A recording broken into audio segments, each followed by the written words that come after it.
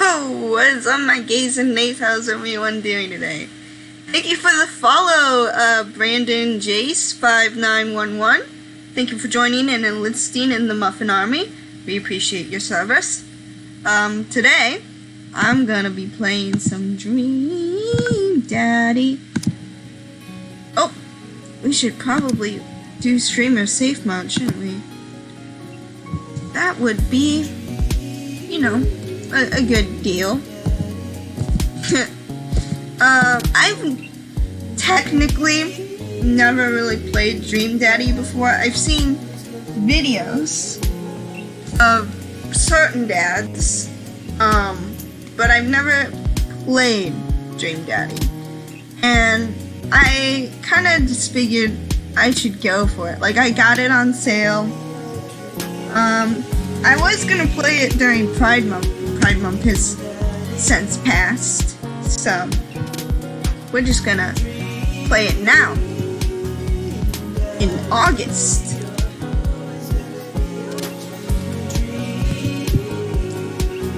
It doesn't matter if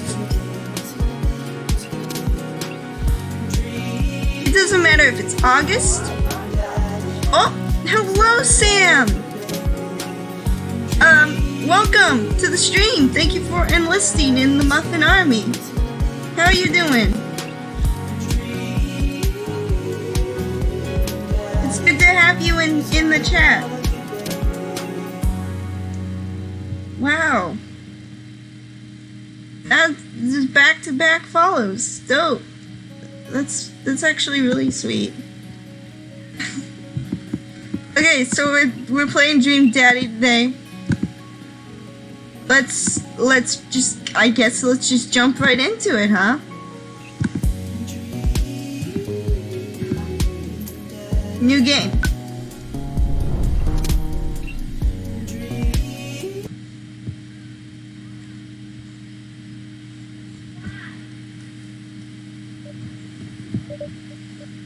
Oh!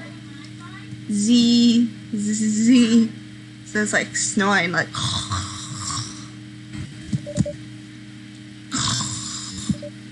Dad, wake up! Pretend to be dead. 5 more minutes. Wake up. Ooh, I love the emotes, Sam.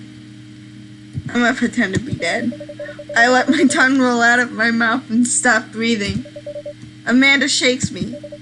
Come on, Dad. This hasn't worked on me since I was 6. I'm sorry, Amanda. This is the end for me.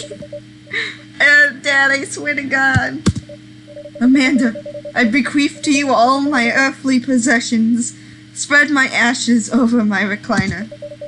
Okay, well, your corpse better get into the moving van because it's leaving soon. I finally open my eyes and sit up. I'm lying in the middle of the living room, spooning a moving box. I stretch and yawn. Morning, Manda Panda. Dad. Yikes, dad breath. Go brush your teeth. Hey, we get to make our character now. I know how this works. Build that dad. Build that dad. On. Ooh. Wow. So many options for dads.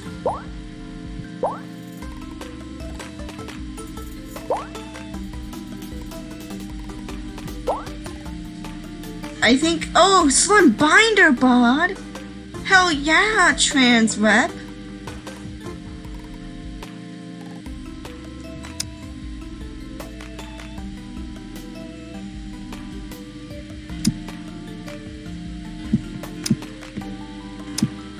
I think this is the best skin.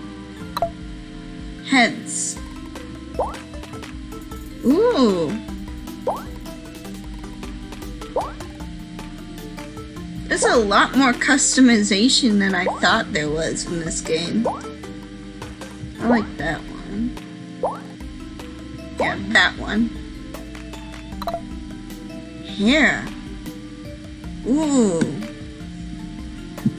This one's kind of close to my usual style. You made a trans daddy in your playthrough? Lovely.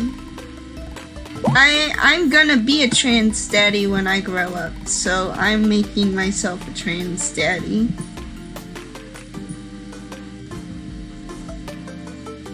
And then, ooh. I wish I could pick 2 colors for hair. Ooh. I have a dark brown hair color.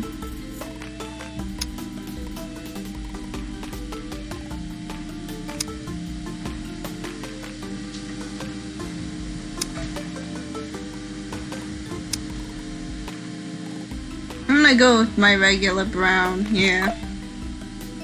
Oh my goodness. Oh my goodness! Anime eyes! Wow! Oh, yeah, it's sis. Oh, really tired.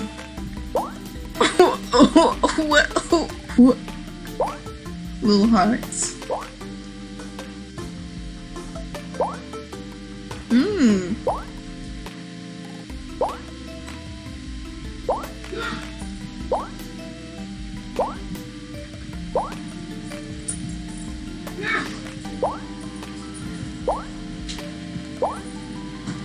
Is there like a way to scroll down, or are these all the eyes? I'm gonna give myself like a really tired expression.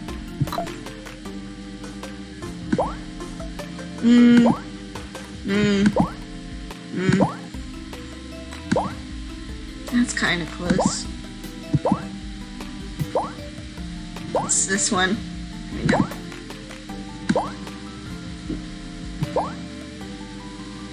I think I like...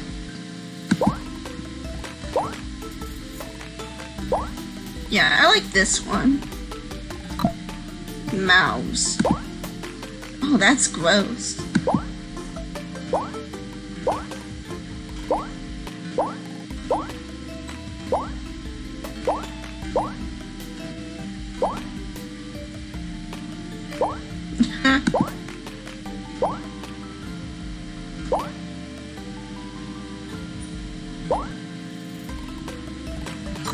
I might change the eyes.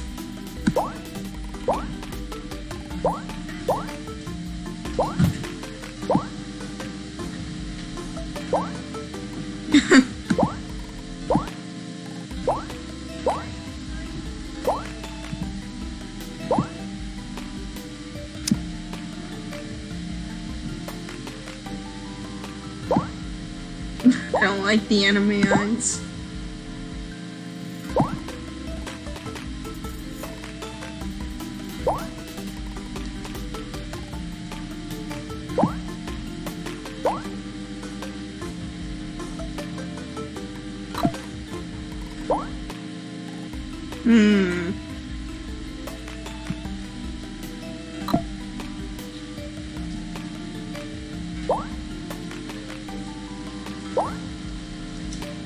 Yeah, the ooh mouth.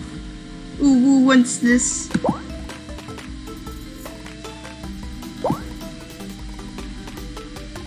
I want to find eyes that go well with the ooh mouth.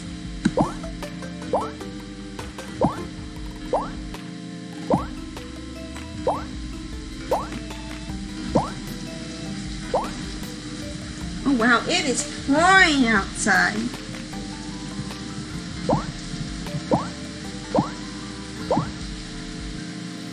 Those kind of work well. Yeah, those kind of work okay.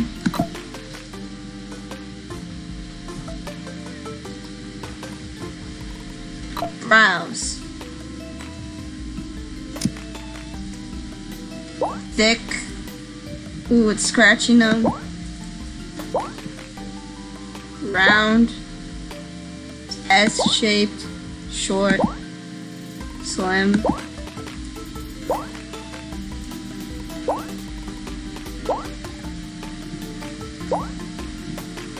Wizard brows. I like the bushy ones. Bushy or round? Or straight? It's the round ones. Why can't I find them? Oh, these are the round ones.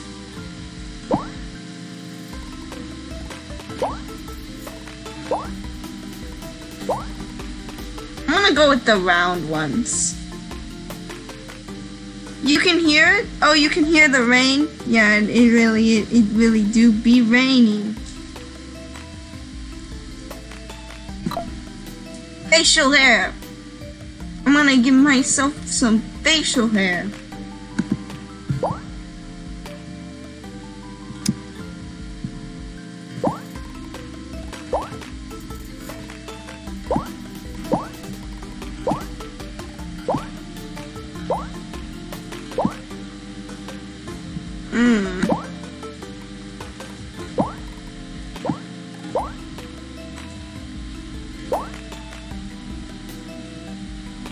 Why do they have no short beard? Oh, they have a short beard. But like, I don't want the mustache with the short beard. Maybe I'll just go clean shaven.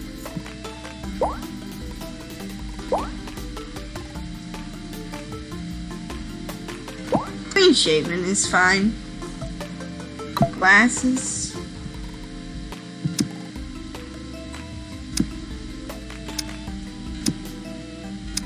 I don't need glasses. Piercings. Whoa. Whoa. Whoa.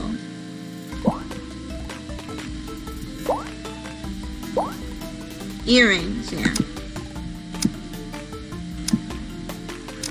Black earrings. Clothing time.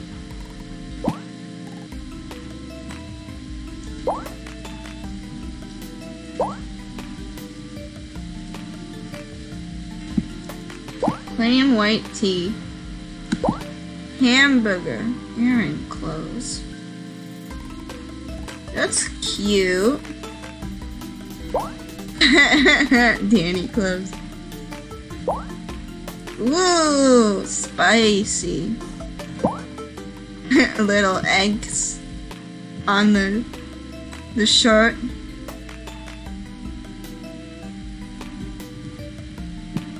Ooh, pretty. I like the little flowers. These are all sweet, like pretty nice shirts. Yes, little stars. Fancy. Oh, it's got kitty cats on it.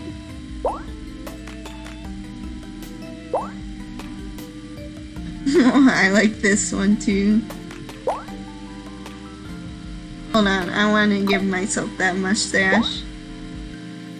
Yeah.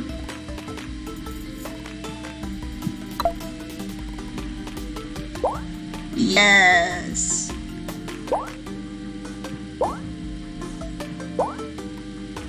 Okay.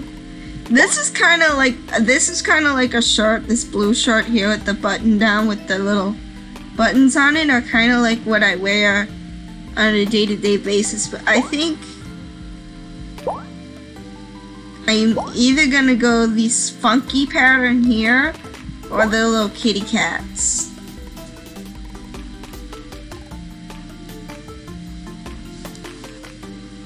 I'm gonna go with the little kitty cats. What do you think of the character? What do we think? Kitty cat shirt? Look good?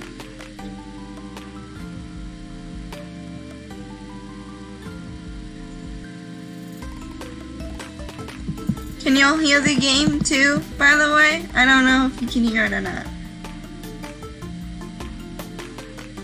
Let me know if I need to turn the music up or anything.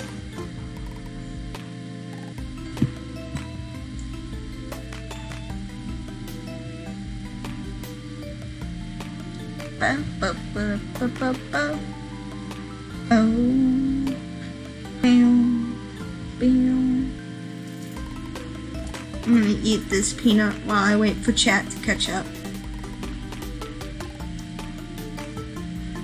My delay is really bad. Like, I have it set for like 15 minutes. If I could make it like smoother, I would.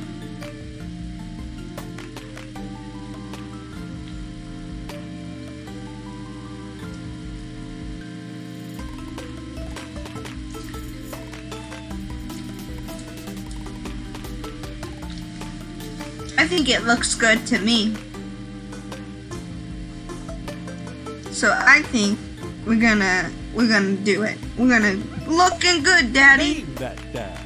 Oh, I get to name that Dad. You're not gonna see my last name. I'm gonna call him Axel Muffin because I'm not putting my last name in on stream. That would be a very bad thing for me to do. Be that dad. Be that Dad.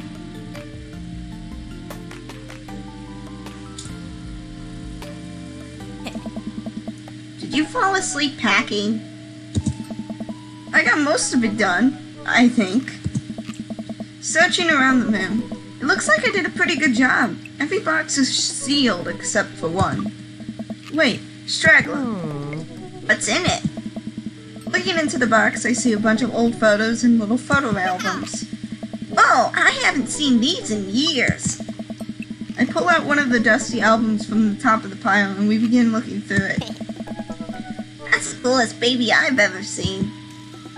The only way your father and I, or the only way your mother and I. Oh God. Literally it could be either of these, because I'm trans and bisexual. Do I want to marry a woman or a man? I mean, it would make sense for a trans guy to have a baby with a guy, because I can't give sperm to a woman. I'd have to get a sperm donor. But then again, we can also use my egg, have someone else, and then give it to the one. There's so many options on how to have a child when you're trans. Or gay. Either way. How do I want... I'm gonna say your father and I. The only way your father and I could get you to stop crying was to put the sunglasses on you. But whenever we tried to take them off, you'd start crying again. You spent the first 2 years of your life with sunglasses on. Nice. Halloween when you were maybe 4? Oh my god, that dragon costume. You couldn't decide between being a princess or a dragon, so you went with both. Princess Dragon. Why do I remember crying in that dragon costume? You saw yourself in the mirror and realized you were afraid of dragons? Seeing yourself inside the dragon's mouth was a realization of your greatest fear, I think. Yep. Right. Yep, definitely repressed that memory. And this was you in your horse phase. Dad. I believe you named that plush horse Washington the Brave. I don't think that was his. Amanda lunges for the photo, but I quickly snatch it away and hold it above her head with my superior dad arms. Oh, that would not work with me. I am too short. The child would snatch the picture out of my arm in an instant. Nice try, but this is important blackmail for later down the road. Go ahead and try me. I've seen pictures of you and your ska band. Ouch, kid. The Skohumus Manifesto had a chance back in the day. I look off into the distance and reminisce about that rad horn section. Hey, it's Emma P.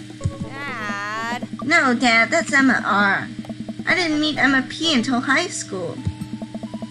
Honey, I promise you wholeheartedly that I will never stop mixing those two up. Dad, Emma R has been my best friend since I was 7. Give you like a little bit of effort. Oh right, Emma P was the one who tried to steal people's pets, fired a flaming tennis ball at the police station, pooped her pants during a sleepover. I kinda wanna say fired a flaming tennis ball at the police station. Damn! Oh my gosh, these are all like... Trying to steal people's pets is like low-key kinda psychotic. Like, why would you do that to people? Shooting a flaming tennis ball at the police station is just all cops are bastards. Pooped her pants during a sleepover is embarrassing, especially if they met in high school. Fired a flaming tennis ball. Lighter fluid, tennis ball, tennis racket, right? Dad, that was you. Oh, heck yeah, it was me. Fuck yeah. Hey, Cam. Alright, I was a wild child. I was 6 when you did it. Hey Amanda, I wasn't aiming for the police station. It just happened that there was a police station in the vicinity of where I wanted to hit a flaming tennis ball. Dad. Yeah, I remember you explaining that to the police. I did want to throw it at the police station. They didn't believe me either. Anyway, I gotta show this to Emma R later. She'll get a kick out of it. Yes, take a photo of it with your camera phone. The first photography award you ever won. Huh. Yeah, and it got us a $20 gift card to McFriday's. And then you got food poisoning from the cheesy tostada blasts. I think you mean food poisoning, you know, with a Z. Oh. Dad. Still can't drive past McFriday's without gagging. Still proud of you, though. Oh, still proud of you, though. That was me saying that. Amanda reaches deep down into the box and pulls out one last photo. Neither of us say a word. We stare at the photo for a long moment. We finally decide to break the silence. Oh, I guess I could have had a baby with a trans woman. Why did I overlook that? This was the day you were born. This was the day we adopted you.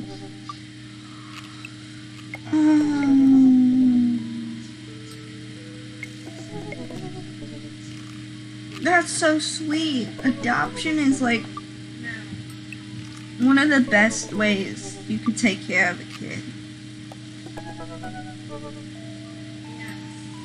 I'm gonna say born though. It's kind of a funny story. He got into a car accident right there in the hospital parking lot. It wasn't anything big, just a fender bender.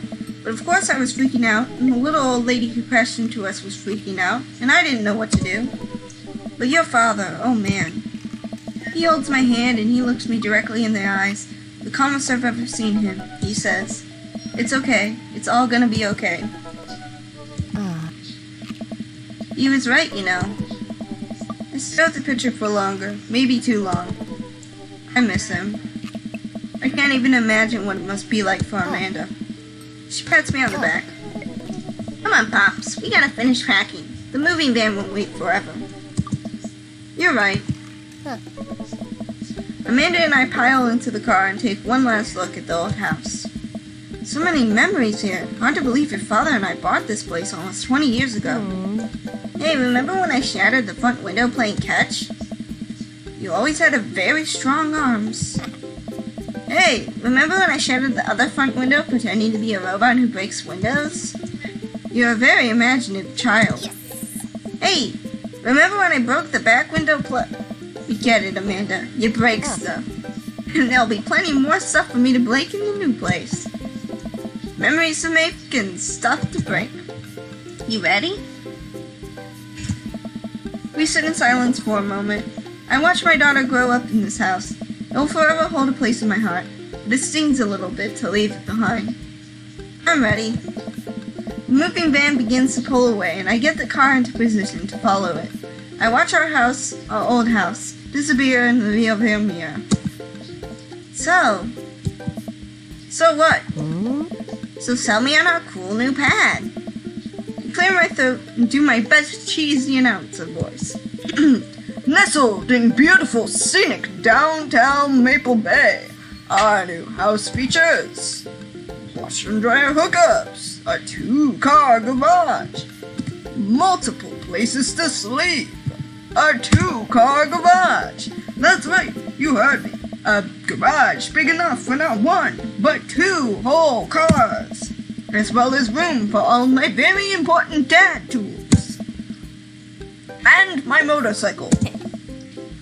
My sick hog.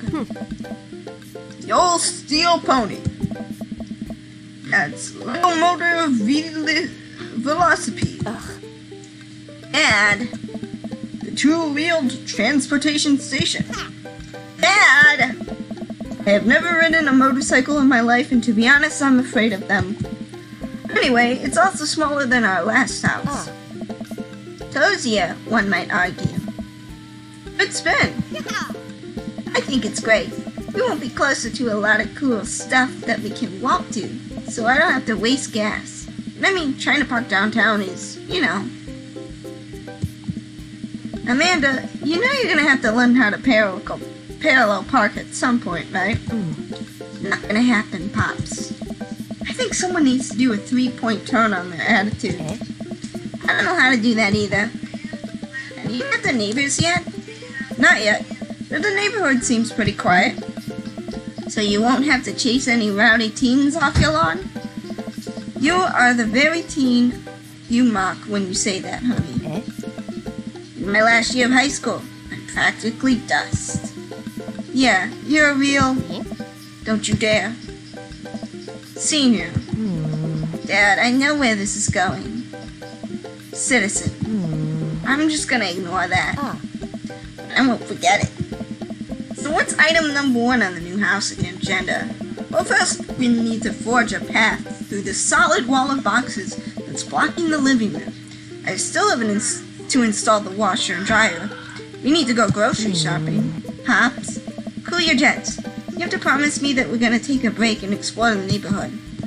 Okay, you're right.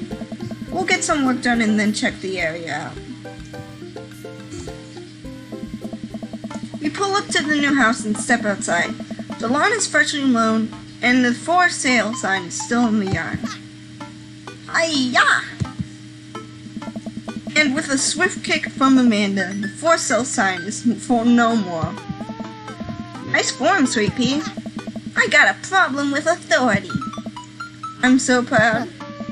Man, all that karate chopping took me out. I could really go for a sandwich. An ice cream sandwich. Sweetie, it's 10 a.m. We need to unpack for I need some coffee ASAP. Did you even see all the dogs in the park nearby? Okay, I'm gonna be right back, and then we're gonna continue this. And also, no wait. We're gonna continue this, but I have to go get myself some tea.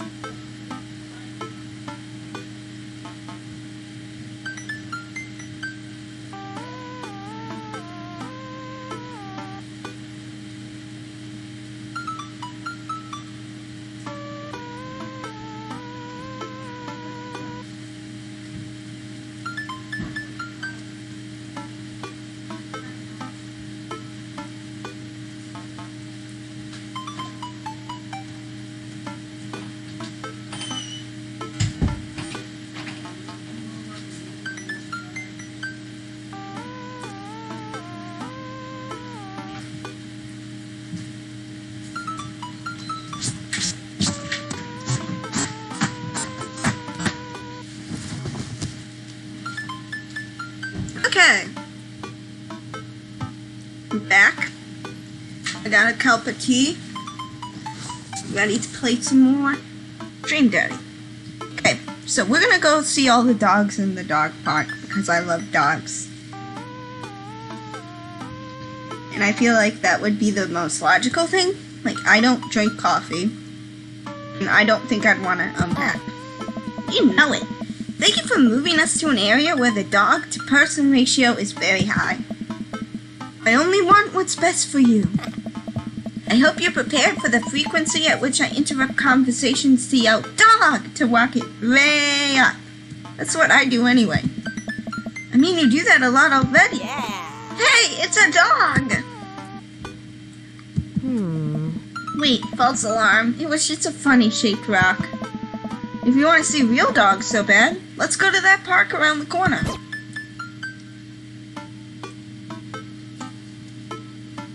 I do that all the time too, though. I'll be like in the middle of a conversation and I'll see a dog and I'll go, "Oh my god, it's a dog!"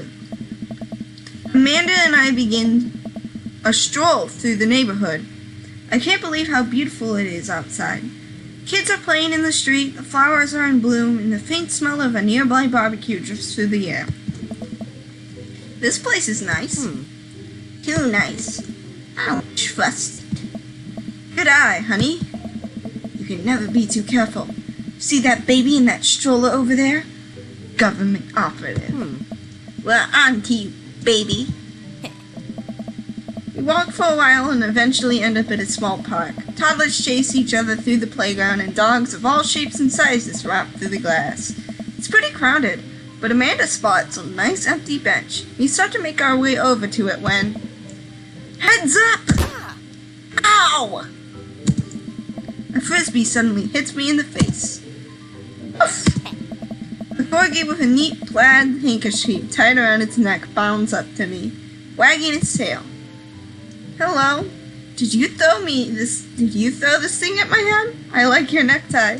Did you throw this thing at my head? Oof. He runs around in a circle and nudges my leg with his nose. Oh god, this is the cutest dog. Can I help you? Impart upon me your wisdom, tiny dog. Pet the dog. I'm gonna pet the dog. But where do I pet the dog? Give him those head rubs. We need some chin scratches in here. Dare we try the butt pats? Chin scratches in here. I give him some little scratches under his chin. Oh, his tail is wagging at top speeds. You definitely could have caught that. A guy in a Hawaiian shirt jogs over to us and takes the frisbee from me. You know, frisbees are traditionally caught with your hands, not your face. Well, you're traditionally not supposed to aim for people's heads. It's a new technique. I'll catch it with my teeth next time. You caught me off guard on this round. Not again. Not ever again. Ha! I'm just messing with you. I'm Brian, by the way. Oh my gosh, eggplants just shot out of this man. I'm Axel. And this is my daughter, Amanda. Look over at Amanda, only to find her sitting on the ground rubbing the dog's tummy. Hi. Your dog's cool. Ah, old Maxwell sure loves attention. It's great to see another father and daughter out here on such a sunny day. Where's yours? Brian gestures over to a grassy knoll, where a young girl sits on a checkered blanket. She's reading a book bigger than her head. She puts it down and heads over to us. This is Daisy. She's reading the Brothers Karamazov. Her teachers tell me that she has been the reading comprehension skills of a high schooler. Damn, good for her, but you do know that this is probably going to end up with her having depression as soon as she gets older, right? Like, you do realize this. You do realize this, right? A lot of kids with, like, high reading compressions in their younger years end up depressed by the time they get to adulthood. What am I kidding? Everyone gets depressed by the time they reach adulthood. How old is she? 10. She's a precious little youngster. Well, my natural dad instincts kick in. I must brag about my child's accomplishments. Oh no, it's happening. Go on, Daisy. Tell them about yourself. That's my girl. Amanda, get in there. Okay. Oh my god, this is so ridiculous. Rag, daughter, flee, item. What? I can't switch daughters. Amanda is your only daughter. Item, grade card, band-aid, spelling bee photo, child art. Grade card. You pull a wrinkled copy of Amanda's last grade card out of your back pocket. Dad. Awesome grades. Brian loses 25 HP. You really carry that around everywhere? Ouch, maybe it is kind of weird. You lose 5 HP. Daisy just started a weekly chess club at her elementary school computer lab. She's the president too, of course.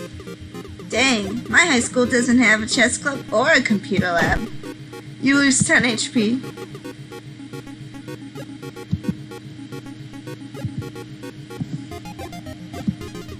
Amanda here just recently won a local photography award. Wow, congratulations!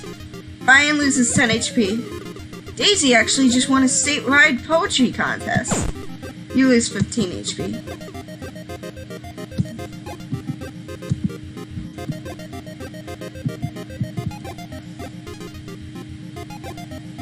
Child art. You unfurl your wallet to reveal a tiny copy of a drawing of a cornucopia Amanda did in the first grade. Cute. It isn't very impressive, but Amanda genuinely appreciates your holding on to it. Brian loses 10 HP. You regain 20 HP. Daisy sold enough candy bars this year to get the top prize, a canoe. We're taking it out next weekend. How's that even possible? Amanda could barely get one of those sticky hand things. It's extra powerful. You lose 20 HP. I literally just regained HP. Last week, unprompted, Amanda helped an old woman with her grocery bags. It's extra powerful. Brian loses 20 HP. Did I mention Daisy said her first word at 10 months? Daddy. Amanda's was potty. So cute, but maybe this isn't the time to bring it up. You lose 10 HP.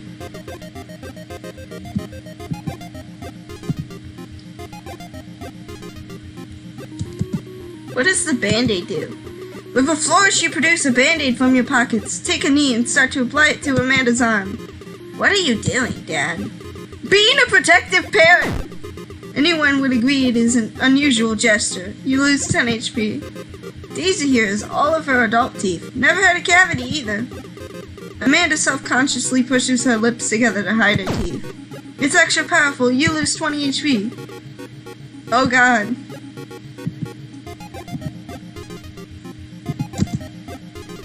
Amanda's in all honors classes this semester. Brian loses 10 HP. Oh, really? I'm actually talking to Daisy's teachers about having her skip a grade. Even Amanda kind of bristles at that one. You lose 20 HP. Dang, he's really got us beat. Boy, it's been such a treat getting to meet you two. Did he have to add insult to injury by being such a gracious winner? So I take it you guys are new to the neighborhood? We just moved in. Do you live around here? Yeah, we live in that cul-de-sac down next to the coffee shop. What a coincidence. That's where we live too. Small world, yeah. Daisy and I are in that little ranch-style house on the corner. I know that house. It's just like ours, but slightly bigger and better landscaped. Does this guy have to outdo me at everything?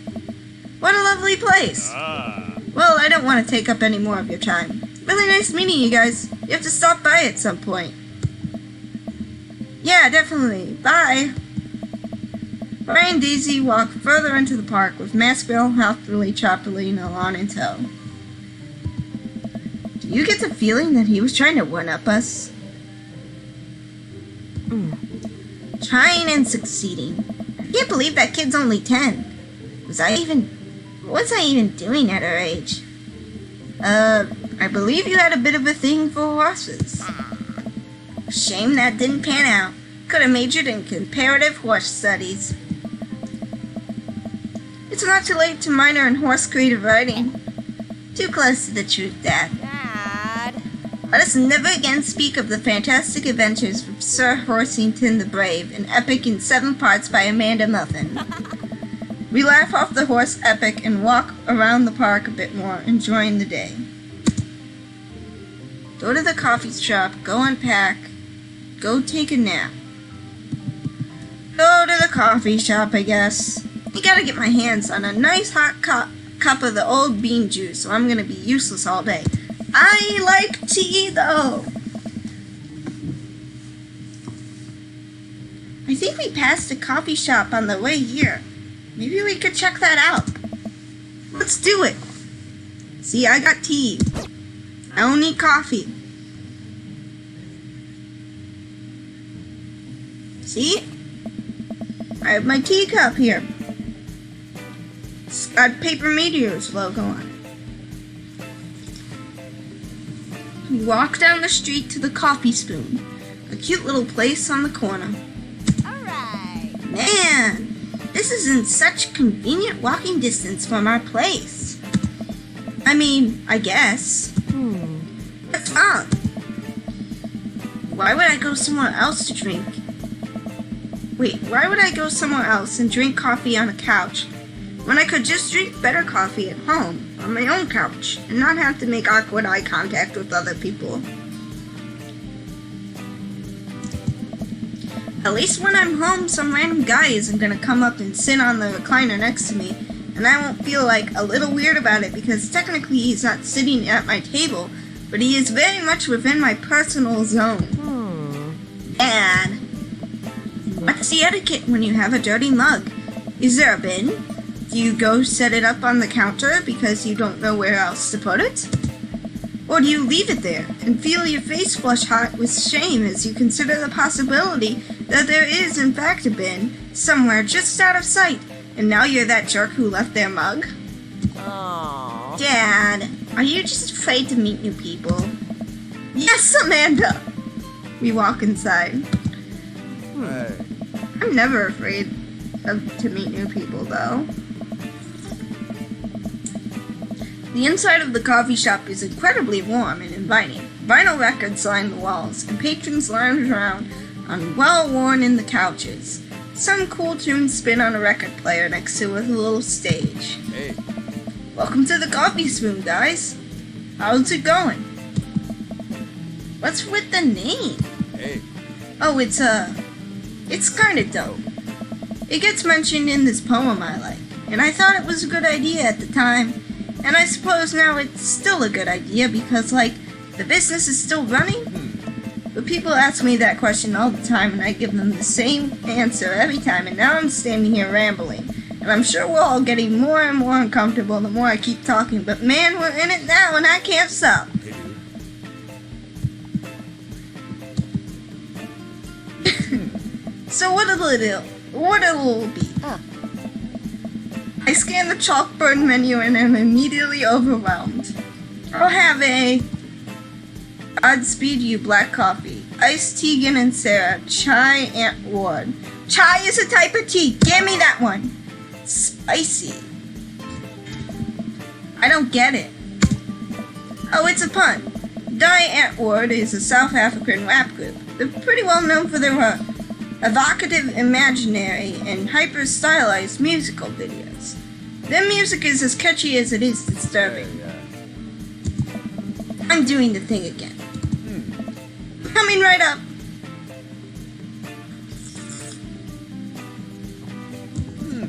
And for you? I'll have a macchiato de Marco, please. Hey. Coming right up. Do you want that in small, medium, or biggie smalls? Medium. Wait, is biggie smalls big or small? I should change that, shouldn't I? Matt sets to making our drinks, and Amanda and I then take a seat on one of the couches. What's his deal? Let the man make his puns. They're cooler bands than you listen to, anyway. Hey. Hey! Scott was cool once. This couch is actually pretty comfy. Maybe not comfier than our couch, but it's alright. Good lumbar support. Sink right into it. Okay, it's comfier than our couch. Amanda nudges me. This place is right next to our house, and that guy seems not only cool, but also just as uncomfortable with talking to other people as you are. You should totally become friends with him. I don't know. Come on, what do we say about meeting new people? I can't meet new people if I always stay inside and also don't go outside and also don't talk to people. See, we're making progress. Matt sets our drinks down at our table and I immediately burn the roof of my mouth. Good one. Hi, we're new in the neighborhood. I'm Amanda and this is my dad, Axel. Hey. Oh, right on. Pleased to meet you both.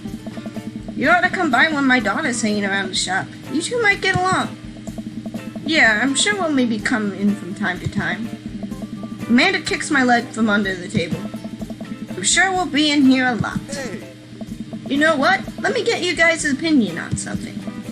Matt goes into the back and comes out with a fresh plate of something that smells amazing. Hey. I'm working on a new banana bread recipe and I need help coming up with a name for it. Well, I think we're gonna have to taste test it first so we can, get the full flavor profile of, and really appreciate the flavor sensations of... Amanda nods vigorously. She knows this game. Yeah, we need to give that Nana bread a taste if you want to stay free creative labor. I think that would be consummate with, I've taught her well. We have trained for this day. I was just gonna give you guys free banana bread anyway. Right, yes, that.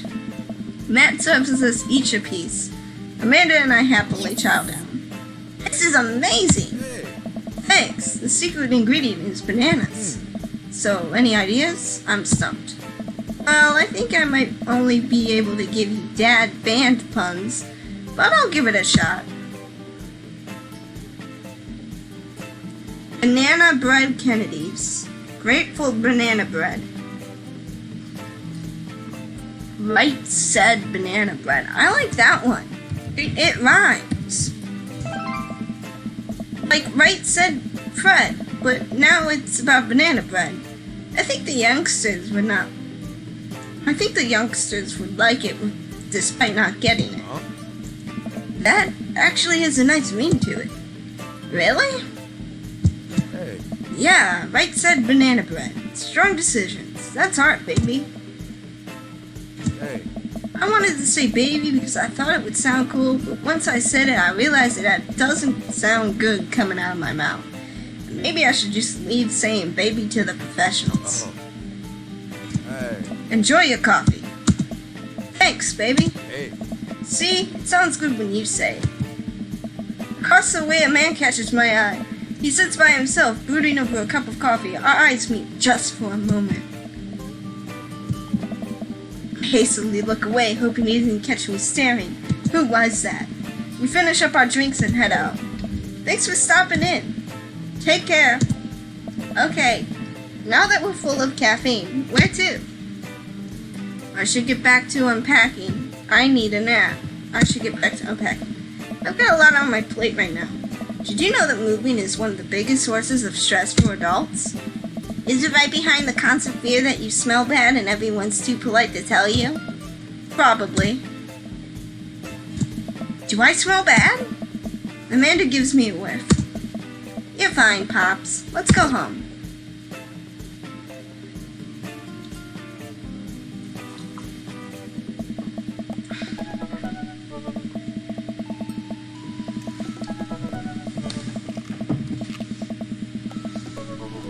I get to work unpacking the various boxes around the living room. A couple hours pass. I get some good work done. The washer/dryer unit is both washing and drying, and we can actually walk through the living room without tripping over boxes.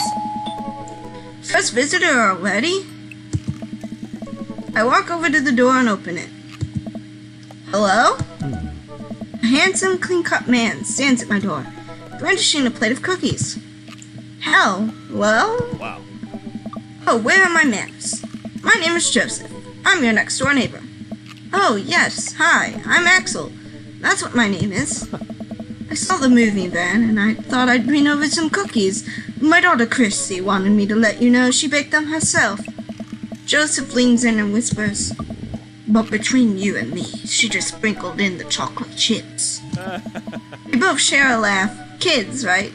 Hi! Hi, Ash. How are you doing? Welcome to the stream. We're playing Dream Daddy Dating Simulator. Wow, cookies, huh? So nice to meet you. Joseph hands her the plate of cookies with a smile. Well, thanks for the cookies. Oh. Amanda disappears with the cookies. Oh. Amanda, come back! And she's gone. Yes. That's my daughter. Her name is Amanda. She's a charmer. Oh. Daughters are tough. Sons are also tough. Children in general are just tough. I hear that. I mean, there'd have to be something wrong with you to try and raise more than two. I have 4 kids. What have you done? Oh, I meant... Oh. Don't worry. You didn't mean to be rude. Never seen a playthrough of this game in your life? It was really big, I think, 2018 maybe 2017, I don't know. And, Markiplier and, Jacksepticeye and a couple other people played it. But I've only seen a couple playthroughs, and I've never actually played it myself, so I got it on the summer sale, and I thought, why not, so I'm playing it. Don't worry, you didn't mean to be rude.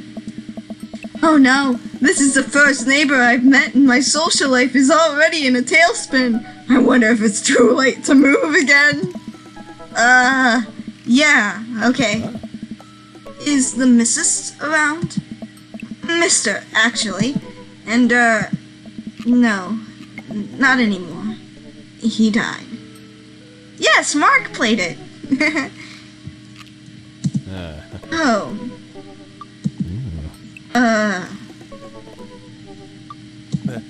I'm sorry for your loss. Yeah, it's a pretty fun game.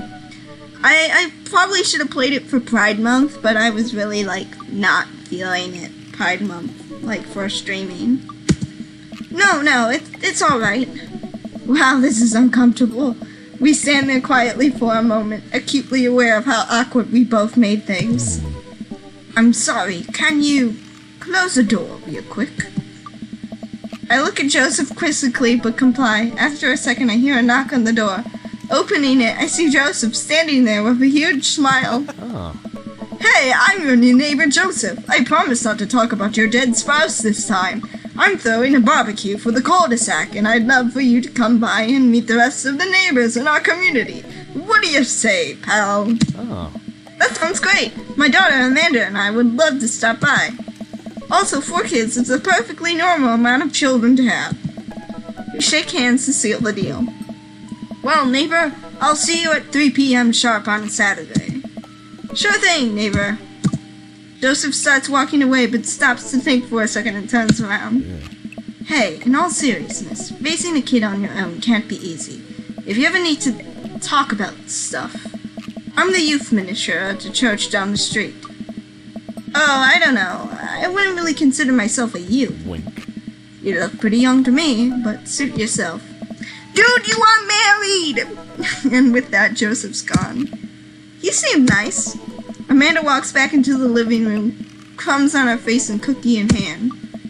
That was the smoothest recover I've ever seen. I should be taking notes. See, you're already fitting in great. Where'd those cookies go? They're gone. I'm sorry. Right. If it makes you feel any better, they weren't very good. So you eat all of them anyway? I guess that makes it break time. Any ideas? Joseph probably wants his plate back. There's no other options. Joseph probably wants his plate back. I think we get a ton of good neighbor points if we bring this back. We're gonna be the best neighbors in this whole cul-de-sac. We're gonna kick all the other neighbors' butts. With kindness. Amanda and I step outside. What have you been up to today, Ash? Do anything fun? I went to Goodwill with my dad to get rid of some of our bikes, and they didn't want to take, like, half of them. They only wanted one of the bikes we wanted to donate to Goodwill. The other two were either too dirty or they just didn't want them for some reason. I don't know. Shoot, I'm actually not sure which house this is. I'd hazard a guess it's the big one with all of the well-groomed blonde children sitting in the yard. Good eye, kid. And remember, we need to make a positive first impression here. Keep it light. We walk up to the kids and wave. Hey guys, is your dad around? They all just stare at us blankly. Oh shit, they're so creepy looking. We just wanted to, return this nice plate and thank you for the cookies. Geez, these definitely are Joseph kids. They all look exactly like him. They were really good.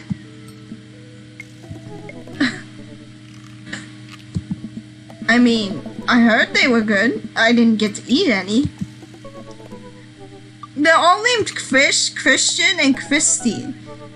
This is like the most Catholic family I've ever seen in my entire life. I chuckle nervously. Well, okay, we're just gonna set this plate down on the ground real gentle and then back away slowly, right, Dad? Right, that's what we're gonna do. The kids' eyes bore into us as we scurry away. I can feel their gaze on my back even as we approach our house. I need something to get my mind off those carbon copy kids. I need to rest my eyes. You've been awake for what, 3 hours? And that's 3 hours too many! That's me in real life. Whenever I'm, like, tired, I need to, like, take a nap halfway through the day. As we're walking home, I hear heavy footsteps come up behind us. Axel! Bro! Hey! I turn around and am greeted by a familiar face jogging up to us. The tucked-in shirt. Oh, yeah, you're right, the tucked-in shirt. Craig? Bro! Holy... Wow, I haven't seen Craig in forever. It's been too long, dude. Yeah, wow, you look great. Haha, yeah, I cleaned up my act. Cleaned up his act? Are you kidding me? He's ripped. Amanda, this is my friend Craig. We went to college together. We were roommates for a while, too. Amanda, dude, you probably don't remember me, but you're so big now. Hello, and hello, cute baby. Nice. Oh, thank you. The last time I saw you, I think you were about her size. This is River. Say hi, River. He is hella fine, you're right. This man is hella fine. Like, this is the DILF you would go after if in real life you were trying to go after DILFs.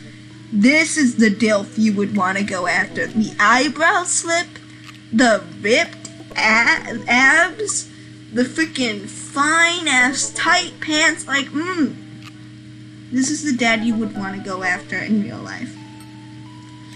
I don't know if it's the one I want to go after in game yet, though. You have an eyebrow slit too? Dope! She picks up her tiny wrist and waves it around. River gurgles happily. Are you babysitting? Nah, dude, River's my kid. Man, it has been a long time. Feels like 1 minute we're rolling up to exams with bad hangovers and the next we're both fathers. Where you been, man? I was working out in California and just relocated the business back to Maple Bay.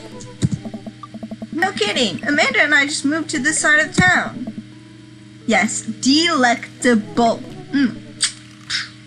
How How's Smashley doing? Oh, man. I mean Ashley. Ashley is her name. I don't know. She actually still goes by Smashley. And, we got divorced last year. Oh, dude. I'm so sorry. It's old news. We take turns taking care of River and the twins. It's all copacetic. Twins? You have 3 kids? Ain't life something, bro, right? Kegstand Craig is a father of 3! Kegstand Craig?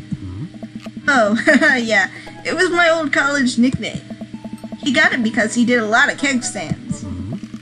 Is that a thing? It's that thing where you do a handstand on a keg and then drink from the keg. Right. He was very good at it. Ah, bro, I hate to be that guy, but I'm in the middle of my daily jog and I really gotta keep up my heart rate. Brought River along for, resistance training. You jog daily? I jog yearly. On January 1st, when I promise myself that I'm gonna jog daily for the rest of the year, but give up after 30 minutes and just walk home. Is that not a mood? Well, it's never too late to get back into it, dude. You should join me sometime. You know what? This dude reminds me of Sam, kinda, with all the exercise. I am not the person who's like really big into exercise. I don't think I'd have the willpower to do it. But somehow other people do, and I like applaud them for it. I don't know. Dude. Come on, it'd be fun. We could grab breakfast afterwards. Catch up. We could do a bro brunch like the good old days. Alright, sure. Sounds great. Great. Let's get that going soon. I better get moving. Good to see you guys. Craig gives a little rave, puts his earbuds back in, and jogs off. I can't believe Craig is ripped and has kids. I'm really. Why's that?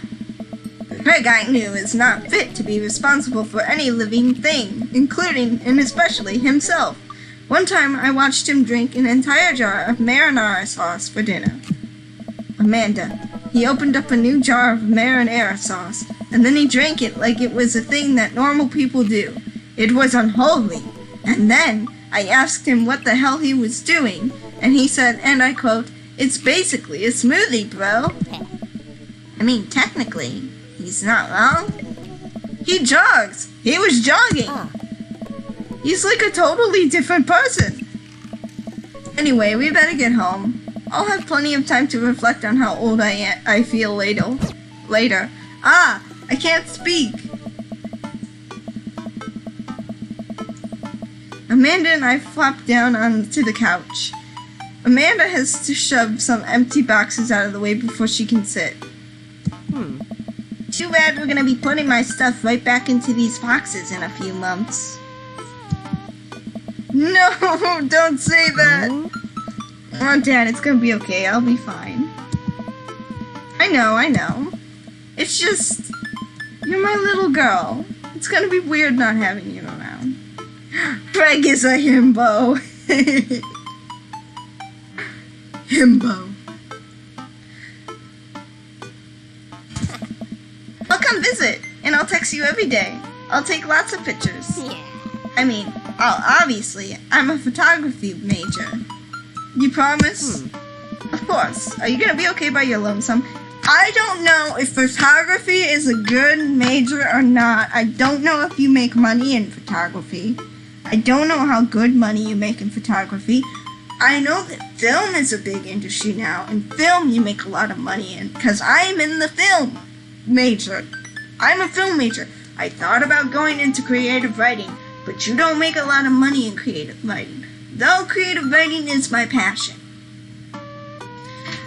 The arts of, what I'm saying is the arts are very slippery. You do not know where you will make money, and you do not know how you will make money, and you don't know if you can make money. But if you want to do it, do it. It's worth the risk, I guess. In certain situations, it's worth the risk. I don't know. Sometimes I'm thinking like, oh, I should, like, I need to fall back on film because even though I like film, it's like not my passion. It's not like what I want to do like all my life. It's not like my biggest like thing I want to do. I've always wanted to be an author. It's like the biggest thing I've ever wanted to do. Ever since I was in the first grade, I wanted to be an author, and that stuck to me until like I turned 18 and then decided to go into college. Film has also been a passion of mine, but not to the same extent, and so I went into film instead of creative writing because there's more money in film. But I'm like, and now I'm in like my maybe like second year of college, and I'm like, I don't know if this is what I want to do for the rest of my life, and I'm thinking of switching majors. So I'm minoring in creative writing this semester, and then we're gonna see where that goes. But I don't know. College is hard, and deciding what you want to do for the rest of your life sucks. Why do we put this kind of stress on people? Especially at our age. Like, I don't think any of us are old enough to decide, like, I want to be this, I want to do this with the rest of my life. God. Oh my goodness. You're a fashion design major. Ooh. That sounds fun. That sounds really cool, actually. Oh, you're nervous. I get it. The arts are all, like, nervous as fuck. Are you gonna be okay by your lonesome? Oh, come on, I'll be fine. I'll get a dog or something. A dog! Yeah. Forget art school, I'll stay for the dog. Is that what it's gonna take? Medium-sized dog. Handkerchief around the neck. I get to name it. That's what it'll cost for me to give up on my dreams. I am a woman of simple wants and needs. Well, a dog is a lot cheaper than college. Amanda laughs. It's true though! Why is tuition so expensive? This game is too real in some aspects. Damn. College is so fucking expensive.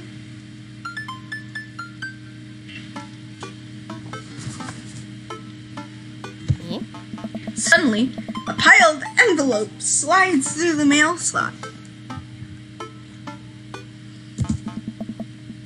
Speaking of college, Amanda darts over to the envelopes and shuffles through them. She pulls up,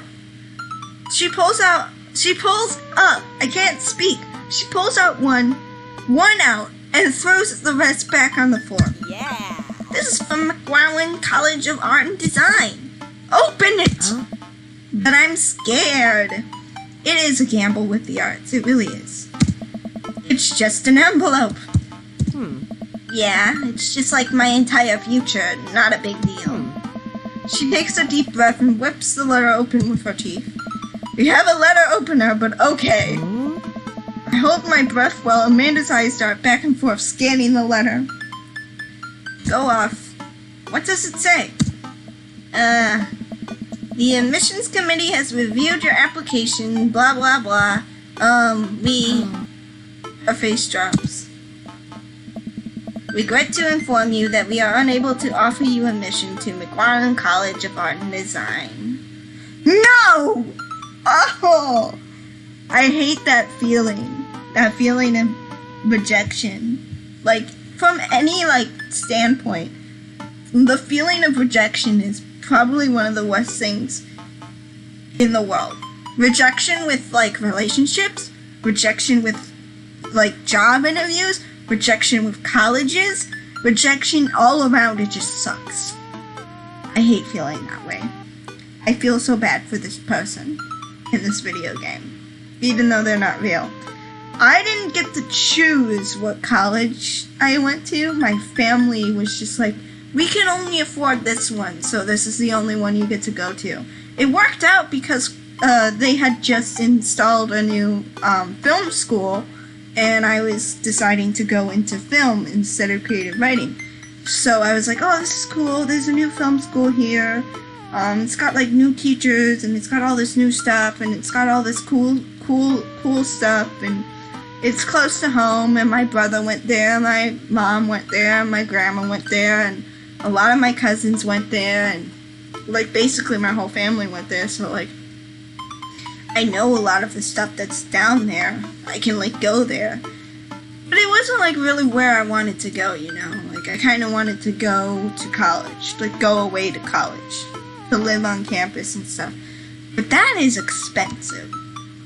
And I need really, really good scholarships to get into a college like that. And I did not get many scholarships.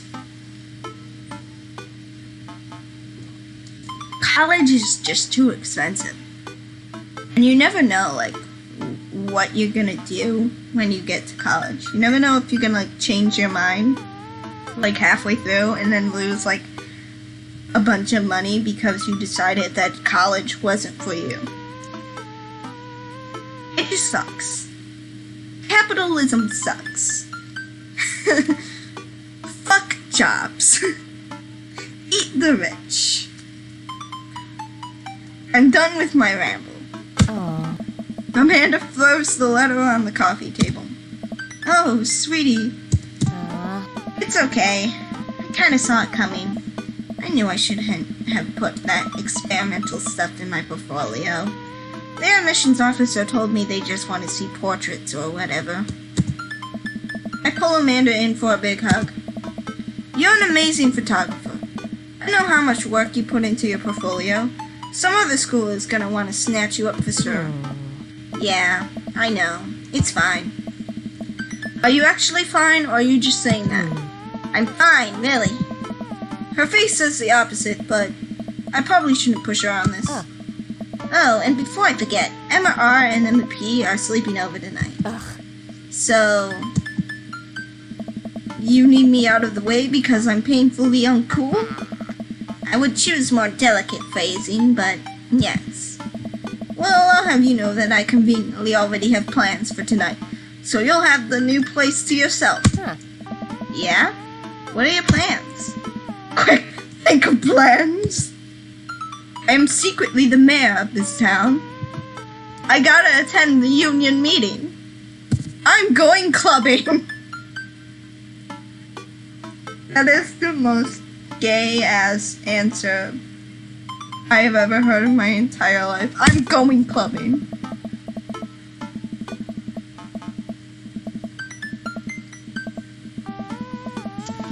I'm gonna put on a nice outfit and go tear it up on the dance floor.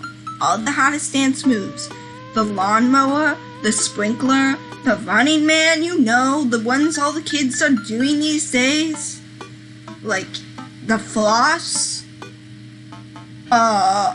What other dance moves do kids know these days? I just know the floss. The floss? The nay-nay? The whip? I am very not hip with the times, I'm just now realizing. Alright, but I'm not gonna come pick you up if you pull anything this time. Not again. I'm just kidding. I'm actually going to go to bed. Go and watch the game. Nice. Which game? You know, the game. The one that's on tonight. The game on TV at somewhere other than here. Okay, cool. While you do that, I'm gonna do drugs and commit some light arson with the Emmas. I'm concerned you're hanging with the wrong crowd. Amanda shrugs. I would have expected you guys to be up to white-collar crime by this point. Maybe money laundering at the least. I love the writing in this game. I'm a street rat, Pops.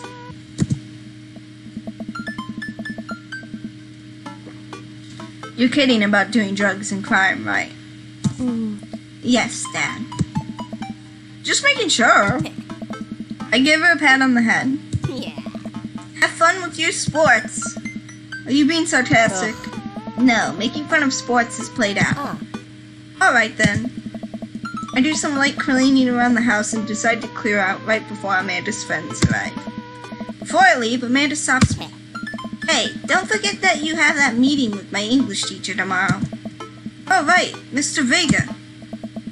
Yep, totally remembered. I'll be there.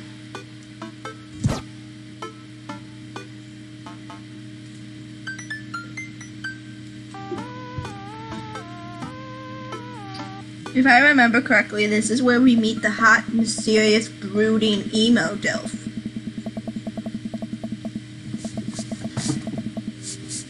Wow, I guess I really didn't think this plan through. I'm not entirely sure where the closest bar is, and Amanda still hasn't shown me how to use the GPS on my phone. So I'm just gonna pick a direction and walk in it. Let's go. This way. Cool, okay, we're marching. We're marching in the direction of the game. Any game, really? In the distance. Could it be? It's a bar. Jim and Kim's. A big burned out neon sign hangs above a tiny dive bar. Jim and Kim's, huh? Alright, it'll do. Okay.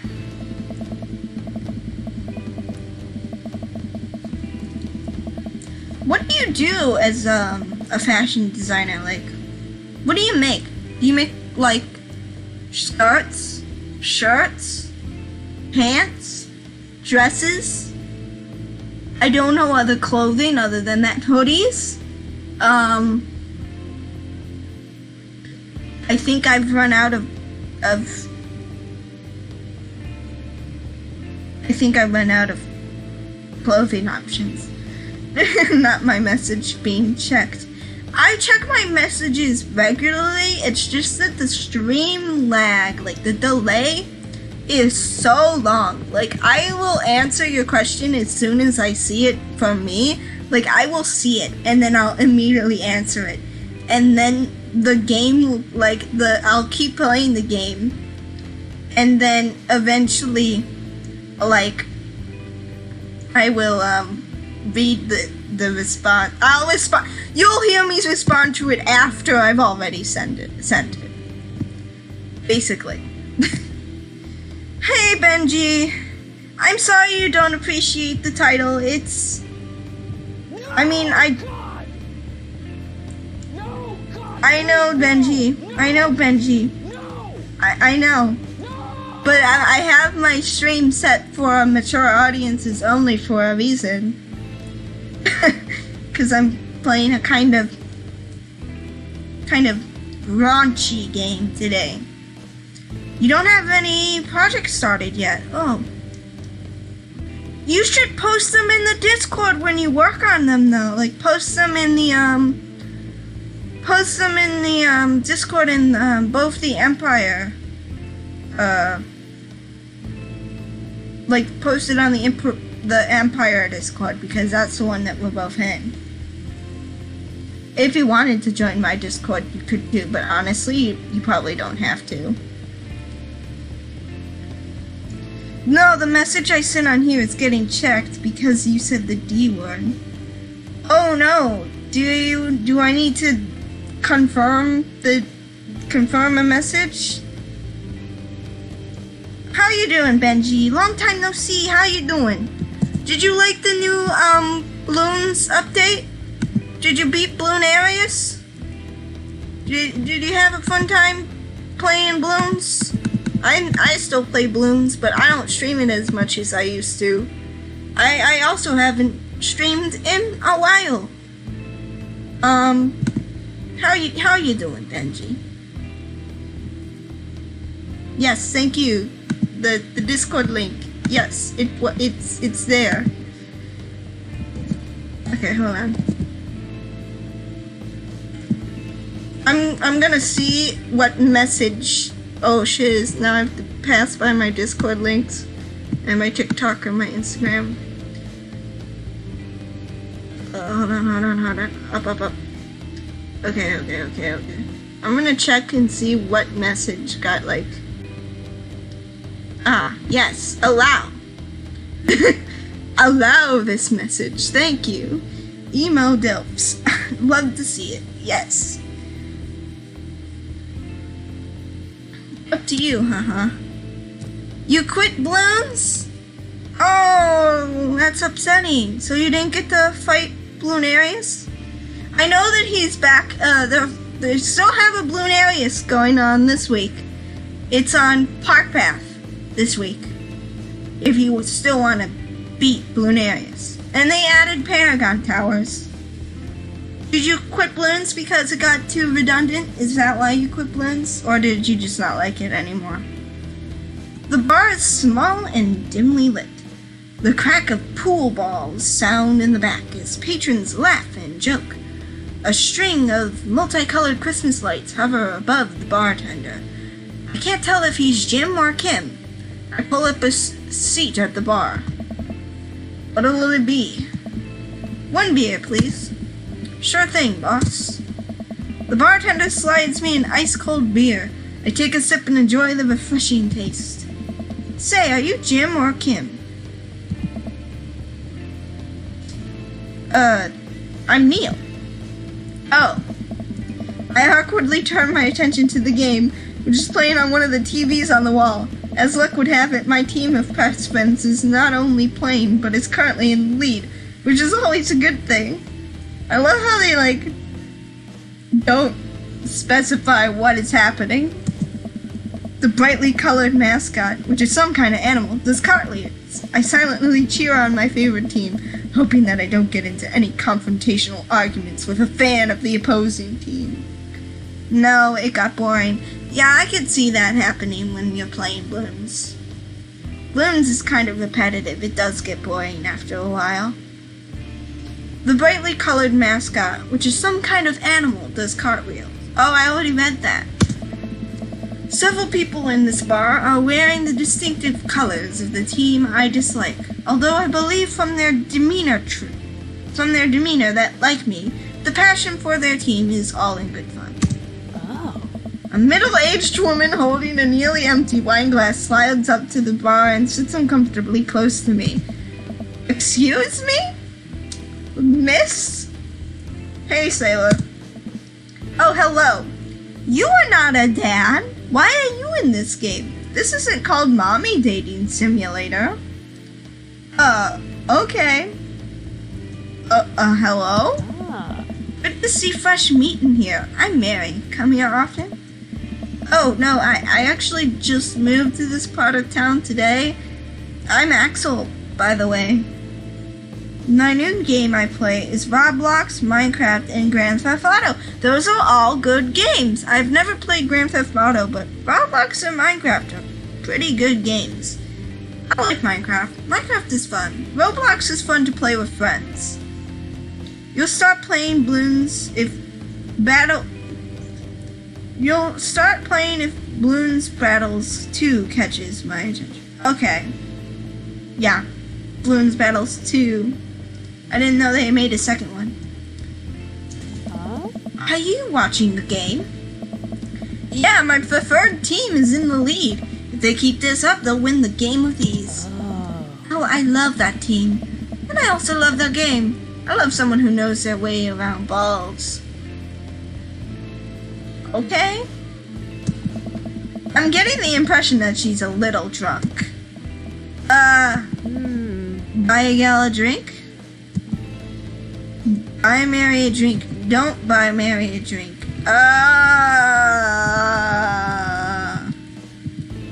Yes, I do have the lurk command, Benji. You may use it if you wish.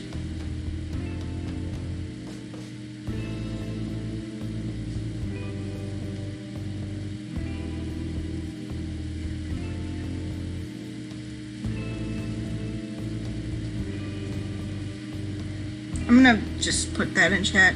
Well, sure, why not? Buy her a drink. I almost reluctantly signal the bartender and order Mary another glass of wine. Neil jokes back and forth with Mary. They're clearly friends, and this clearly isn't her first time doing this. She tips her glass at me. I suppose I gotta keep you company now. Hey. So, what do you want to know? What's your deal? What do you think of the game? What's the latest gossip around here? What's your deal? Me? I'm a ghost, Axel. I haunt the hallowed halls of Jim and Kim's, waiting for my beloved to return from sea. Really? No. Homegirl just loves a drink. So what else can you tell me about this part of town? It's quiet, that's for sure. If you want an idyllic little life with white picket fences, this is the place to do it, but every town has its secrets, you know. She takes a sip of her drink. That was a little too ominous for my taste. She leans closer. Would you like to learn some of my secrets? Oh, boy. Maybe some other time. Suit yourself, sailor. Mary saunters off, setting her sights on the newest bar patron to enter. I happily watch the game over another beer. The game has gotten close in terms of points. A little too close than what I am comfortable with. Thank you for the luck, by the way, Benji. I saw that. Everyone give Benji some space. They've gone and gotten shell-shocked.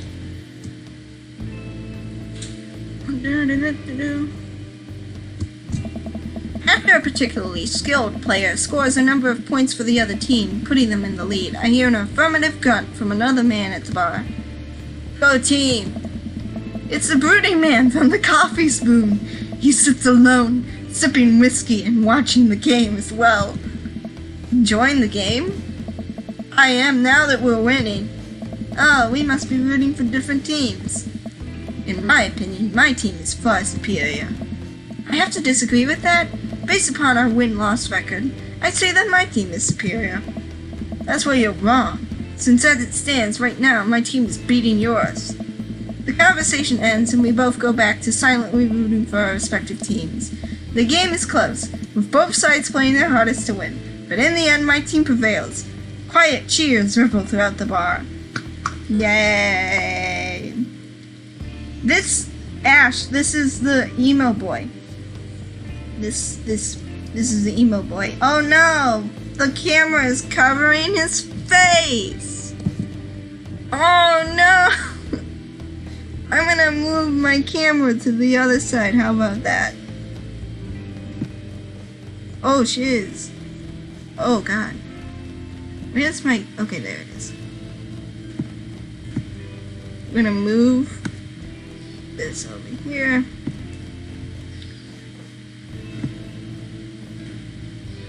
This over here.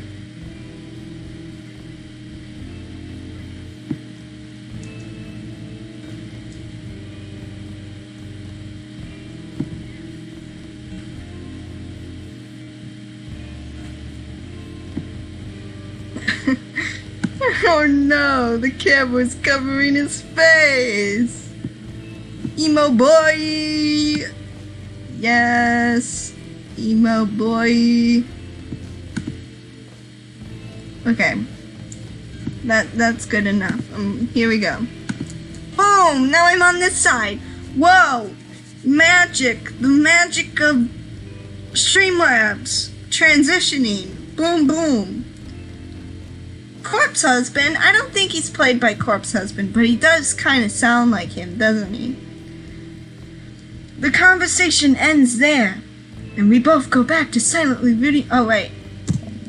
I raise a respectful glass at the man drinking whiskey. He raises his in response. An unspoken truce is formed between us, based on mutual love for the game. He motions to the bartender who pours 2 glasses of whiskey. The man slides over one to me. The name's Robert. Thanks, I'm Axel. You must be new here. Mary already hit on you? Yeah. Robert chuckles. She is a peach. Well, you picked the best bar in town. As slimy as it is, you'll never find a better spot than Jim and Kim's. Is there actually a Jim or Kim that runs this place? No, that'd be Neil. Neil waves from across the bar. Good guy, Neil. Not enough Neils in this world. Okay. You a whiskey fella or a beer fella? Beer, but I'll drink most things. You like shots? I like shots. I love shots. Oh, shots fired. I don't like 'em. Oh, that's such a good line, but I want to say I love shots. I love shots. Thank God. Robert nods to Neil, who serves up 2 shots of whiskey. He hands one to me. Here's to your health. We take the shots. The whiskey burn's going down, but I try my hardest to look tough. Wait, I think this is what making friends is. Okay, Axel. This guy's out of my friend league, but I think if I play my cards right, we'll be pals in no time. Making friends. Here we go. Hey, making friends. Compliment his cool leather jacket. Compliment his rugged good looks. Compliment his hand tattoo. I want to compliment his cool leather jacket. I like your jacket. Thanks. Been in my family a long time. Passed down from firstborn to firstborn. Curse, some would say. Man, this guy is mysterious. And cool. Way cooler than I am, at least. Robert signals to the bartender for another round. What are you doing here tonight? My daughter kicked me out of the house. Running from my problems. Trying to make friends. I'm new in town. Figured it might be good to put myself out there. You seem pretty cool. The key to being cool is acting like you don't care about anything. But actually cared very deeply about everything to the point where it's debilitating. Oh God. Oh God. Oh no. I don't think that's how it's supposed to work, honey. No. Really? Robert downs the rest of his drink. Of course not. He gets up. Be right back. Got a pout on my nose. Never seen Robert this talkative. He must like you. Ha, I guess so. I gotta admit that Robert has a gruff charm to him. If a guy like that thinks I'm cool, then I really must be. Oh my gosh! Hi! Hi, Sammy. Thank you for the bits. How much was that? 104 bits. Thank you for the biddies. My toe. Oh my gosh. 105 biddies. Ah, Pog. Thank you. Thank you for the bits. I'm gonna spam some muffins in chat for you. There you go. Yay. Thank you, Paper. You made a Discord server? Dope. I love how you saying the word Discord brings up all my social medias because that's how I have my stream elements set up. Robert comes back from the bathroom. Grabs his leather jacket. You're not leaving the bunker, but you made a little thing because you felt it would be cool. That's fine. I have my own Discord too, because I don't like to self-promote in channels that I'm not allowed to self-promote in. So I have my own channel for my own viewers. It's not very active, but I have it. It's there. It exists. Robert comes back from the bathroom and grabs his leather jacket. I'm gonna go home. You heading my way? Robin and I leave the bar and find ourselves walking in the same direction. I live in this cul-de-sac down the way. Does everybody live there? We live in some kind of parallel dimension. Or something, but this is the Matrix.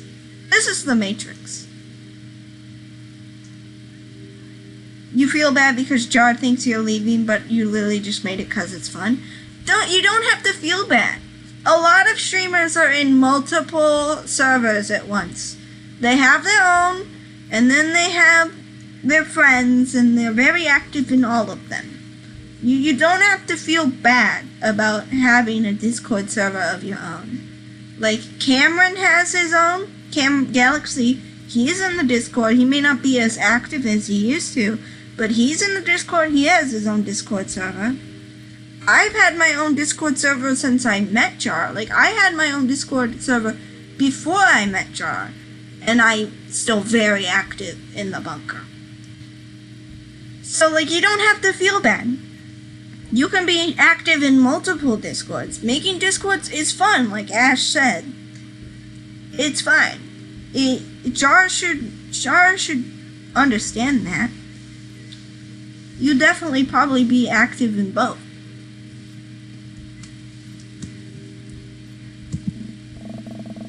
Me too. We just finished unpacking today. Great place to be. Good neighbors. Well, some of them. Who's that? We get to Robert's house, which is just a few houses away from mine. We stop and he turns to me. I don't kiss and tell, Axel. So are we doing this or what? What? You know. Do you want to come inside or not? A wave of realization rushes over me. I blush. Oh shit. What? Lay it on smooth. Smile or not. No thank you. I better call it a night. Catch you around? Sure. I know, but he keeps thinking I'm going to leave. No, you're not gonna leave. Reassure him you're not gonna leave. I love how no matter where I put my face, it somehow ends up on top of the screen where, like, people's faces are. Maybe I should put it in the bottom. Maybe I should just get rid of it. Get rid of my face. I don't need my face. Also, do you guys like my new hoodie? Hold on, wait. You guys like my new hoodie? It's got a little, like, yellow hood on. Oh! My headphones fell off. Give me a second. It's got a little yellow hood on top. Like a little mustard yellow hood. Stop. My headphones keep falling off. And then this part is, like, a solid blue. Like a solid navy blue. I got this yesterday when I was at Target with friends. And then I have white arm sleeves. I really liked it. It was on clearance. I like it a lot. It really stood out to me. I like things that are yellow. I think yellow is a fun color. I just really liked it. It stood out to me, so I got it. I head home, head buzzing with whiskey. What did he mean by, are we gonna do this or not? I plop down on the couch and I'm asleep before I even get the chance to take my shoes off. Thank you! Thank you, I really like it. I really like my new hoodie. I wake up to a text from an unknown number. Rise and shine, early bird. Still want to work out? This is Craig, by the way. Holy crap, it's 6 a.m.? Who does 6 a.m. anymore? Without realizing it, I drift back to sleep. Whoops, must have winked back out. I check my phone again. Hey bud, still want to get your swole on? I'm ready to tear up the track. Hit me up. God, the last thing I want to do right now is work out. But it is Craig. I don't want to catch up. Go back to sleep. Go to the gym! Do it! Get swole! Hey my man, I need a few minutes to wake up, but let's meet in 20. After a few seconds, another text comes in. Sure thing, meet me at the gym. I stretch and my bones creak. I gotta stop falling asleep on the couch. I throw off my blanket and, hey, wait, I don't remember falling asleep with a blanket. Aww. Amanda put it on us when we were asleep, didn't she? That's sweet. Amanda must have tucked me in after I fell asleep. Bless that child. I reluctantly brush my teeth, throw on the only clothes I own that are even the kind of gym appropriate, and head out. The neighborhood is quiet and serene. This early in the morning, birds chirp and the grass is still wet with dew. Surprisingly, the gym is pretty crowded. I spot Craig out front, stretching, of course. He spots me and waves enthusiastically. I wanna check something. I saved, right? I need to make sure I'm gonna save like multiple times. Okay. I wanna check something. Eat a lot of broccoli.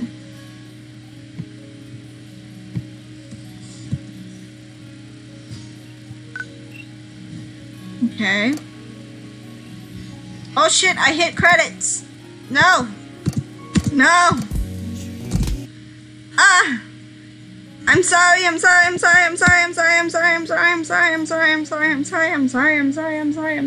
Oh wait, we kind of want to know the credits. Okay, well, whatever. We already kind of skipped over all the people in the game. Thank you, people. You're all lovely. Thank you for making the game. Thank you for making the music. Thank you for the special thanks. Thank you, Game Grumps. Thank you. Yay!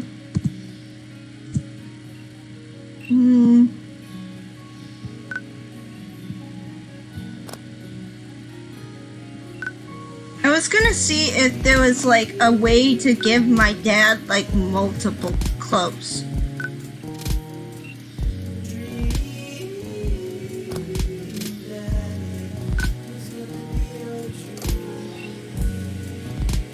Do you mind if I drop the link? Yeah, no problem. Go ahead. Go ahead and drop the link. If my bot like gets you, I will I'll make sure that it gets there.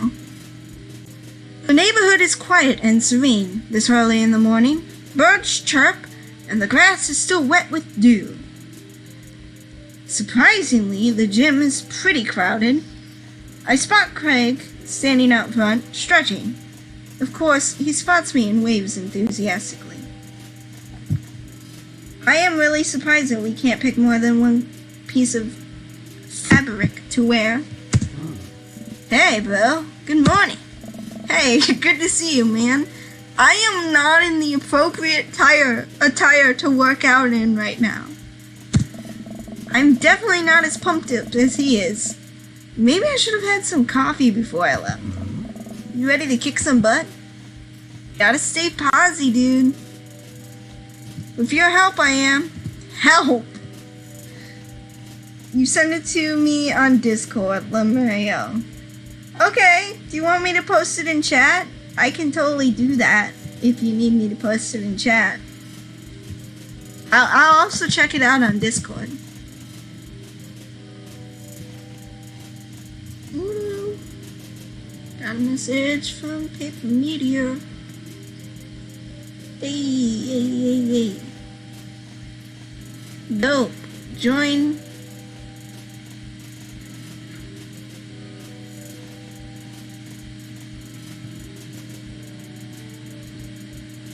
Alright. There we go. Help! In all caps, help! This is it. This is how I die. It'll be alright, dude. We'll ease you into it. Hey! We head into the gym, and I'm immediately intimidated. All of these people look like they could break me in half, and it seems like Craig is friends with all of them. I messed it up with that dude. I messed it up with Craig because I said help, but it was the funniest answer, so I went with it. He high fives and finger guns all the cool jocks in the room. They look like they could and would steal my lunch money to spend on protein shakes. Come on, bud. Let's warm up. We head over to the treadmills and start walking. Okay, I can walk. Walking is good. This is a decent place to be, walking. So I know we are on treadmills. Yes. And those over there are ellipticals. Very good. What is all this other stuff? Craig laughs. They might look a little scary, but I guarantee you that all of them serve a specific purpose for building muscle mass. I watch as a dude in a muscle tee flexes a muscle I didn't know existed on a machine I think was once used to process grain into flour. This is funny, I like this. What is that? Why is that guy doing that to himself? Nice. That's a good question, Bill. What do you think he's doing? Training to crush people's skulls with his thighs. Using a medieval torture device.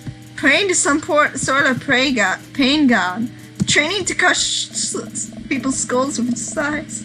He's trying to make his thighs so strong that he could crush people's skulls with them. Yeah, that's pretty much the only reason I work out. Oh no, Craig is turning up the speed. I better do the same. Eggplants just spat out of him too at the same time. Wow. We have redeemed ourselves. Oh, how long have you been doing the buff thing? Couple years. And what do you do when you're not dadding or working out or buffing? Oh, I meant working. Oh, I coach my twin softball team. That still counts as both dadding and buffing. I keep busy. What do you do for fun? I love learning. I try to live my life as close to a Jimmy Buffett song as possible. I check out my hot bot. I try to live my life as close to a Jimmy Buffett song as possible. The goal is to live with as few worries as I can muster. The lost shaker of salt was a metaphor. A metaphor about what? About not being able to shake salt onto something. We're jogging now. Oh God, we're jogging now. I look over to Craig, who hasn't even broken a sweat. How is he doing this so effortlessly? I'm dying. I can feel my life force draining through every orifice of my body. I actually have kind of a story about my gym experience as someone who does not work out as much as most people do. I'm pretty decently fit. Like I'm not like overweight, and I'm not like out of shape, and I'm like got the right BMI for myself. But early in my college career, I made friends with another trans dude, and he was really into going to the gym and working out. And me and him quickly, like, we were both nerds, but he was more like of a jock/nerd. And he used to invite me to go to the gym with him and work out. And I would get into a sports bar, because you can't really work out in the binder because you don't want to suffocate or you don't want to hurt yourself while wearing a binder while working out. You're not supposed to work out in a binder. I'd change into a sports bar, so would he. We'd go to the school, like the campus's school gym, like the fitness center, and we'd go on some treadmills, and we'd like walk or like runish for a couple minutes, and I was okay with that. Like I can run pretty fast. I'm okay with running and like walking and stuff. It would be when we would get to like the weights and like all like the like holdy things, then I would struggle, because I don't have as much upper body strength as most, I guess, cisgender men do, or transgender men who are on T, or people who are just fit in the arms. So I would like struggle to keep up with him as he's like picking up weights and like curling them, or like using the little weight machine to like, you know, pull down on the bar and like lift the weights. And I'm just here in the corner, and I'm just like, wow, I can't believe I am actually at a gym right now. This is the weirdest thing I have ever done in my entire life, is go to the gym with another trans dude. And eventually it got to the point where neither of us went anymore. Like, I think he still went, but I just stopped going with him. I think he realized that I wasn't cut out for going to the fitness center with him. So he just stopped taking me, and we would just hang out at lunch together. We didn't stop hanging out, but like we just stopped going to the gym together. He like realized that I'm not cut out for the gym, so he stopped taking me to the gym. Now I kind of do want to like get more fit before I start T, but like I don't know how. I don't think I have the motivation to do it. I don't think I have the willpower to stay fit. But I could try. I know like you need to be on like a specific diet to stay fit. And I think that's like the most of it. So yeah, that's my story about going to the gym in college. I hope you enjoyed. It's kind of pointless now that I'm realizing talking about that though. I look over to Craig, who hasn't even broken a sweat. Oh, yeah, I've already read this. Hey, remember when my fish died in college? No, I don't like this story. Oh my god, is he really bumping up the speed again? I guess I better do it too. Oh, this is fast. This is very fast. And we were at that party, and you vowed to make me feel better. You tell me to create a distraction, so of course I do a sick keg stand and get everyone cheering. And then I try to steal a fish from a fish tank at the party with my bare hands like an idiot. And then you drop the fish. and it's flopping around and you panic. So you run up to me post-keg stand with a dying, dirty fish in your hands that you scooped off the ground, and you're yelling at me that we have to leave. So we're running out of a frat party with a fish and trying to give it mouth-to-mouth resuscitation. Now we get him home and get him into a bowl of water, but the prognosis was grim. And the next day he's alive and well. They never did catch the great fish thieves of Grand Ridge U. And they never will. I shoot off the end of the treadmill and crash into the wall.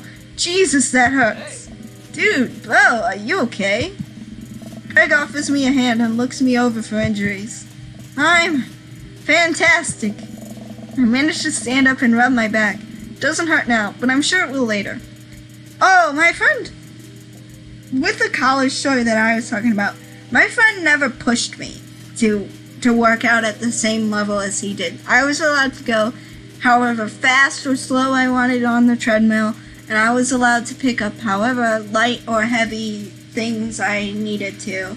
I was more so pushing myself. Like, I was pushing myself because I wanted to feel like I was actually doing something. Like, I wanted to feel like I was actually, like, working out with a friend and not just standing there talking to my friend while he is working out.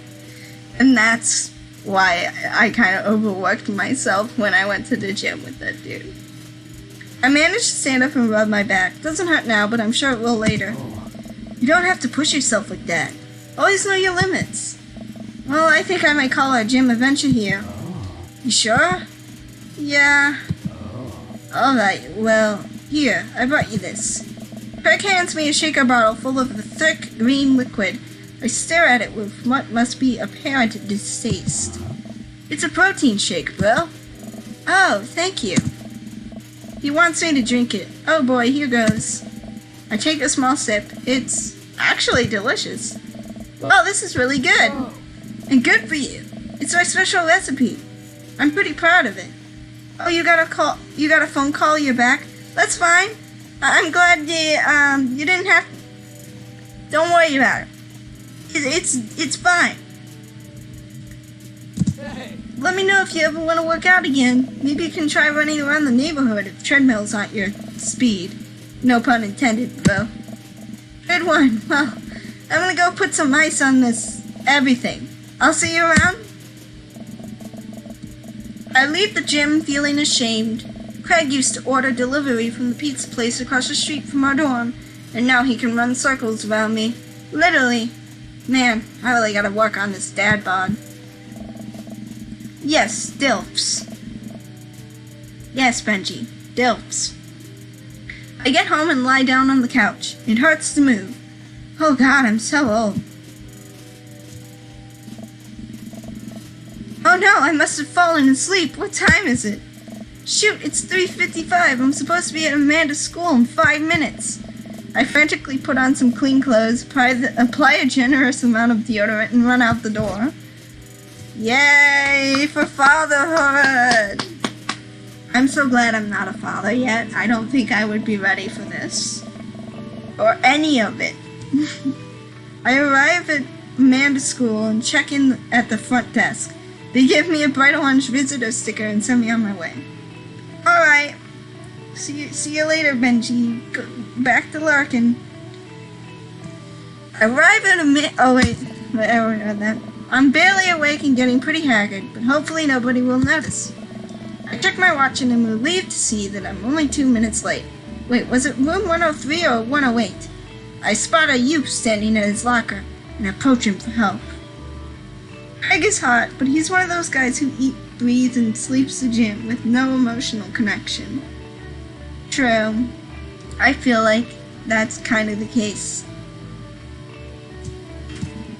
Excuse me, do you know where Mr. Vega's classroom is? The youth turns around and looks me up and down with heavily lined eyes. Come on, kid. I'm late for a meeting. Mr. Who? Mr. Vega. I don't know. Have you tried the exit? You got a hype train for Jericho? Oh my gosh, no, Sam, no. Sam, no, I'm not prepared for a hype train. I've never had a hype train before. I would not be prepared for a hype train. I don't even know. Oh no. Thank you for the 5 subs. Thank you for the 5 subs. Sam. Oh my god. How many is that? 5? Oh, they went to Monkey. Oh, Monkey. They went to Airy and Cherry. My 2 best friends get subs to me. Let's go. My 2 moderators. I love that. Went to Ash. It went to Cybeast. August as fuck. Oh, look at your muffins. So cute. Yes, I made all the little sub badges muffins. Thank you, Sammy, for the gift subs. I need to set my sub alerts up so that it doesn't go off like 5 different times for each sub, and only shows like gifted 5 subs. Oh my gosh. Thank you, Sam. Thank you. I'm surprised you don't have the little, like, you know, first badge for that. You do have the gift sub, though. Oh, wow. Oh, no. Have you tried the exit? Okay, wise guy. Are you gonna help me or not? Fine. Up those stairs and to the left. Can't miss him. I head up the stairs and walk around, unable to find Mr. Vegas' class anywhere. After a couple minutes of searching, I head back downstairs. That punk youth sent me on a wild goose chase! I get back to where that low-rent Gerard Way is standing, fully ready to give him a piece of my mind, when suddenly a head pops out of the classroom next to his locker. Oh. Lucien, don't you have a 3rd period to get to? Fine, Mr. Vega. Wow! Now I'm officially 10 minutes late. Aw, thank you, Sam. Thank you for this, for the tier 1. Thank you all for enlisting in the Muffin Army. Thank you for your service.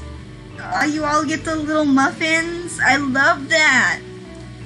I have been waiting to see the little muffins in my chat. I love them so much. Sometimes I come into my chat when like I'm not streaming and the room is empty, and I'll just type something in chat to see like what muffin I'm on for that month, because every month I get a new muffin because I'm no longer at a year. So every month I get to see a new muffin.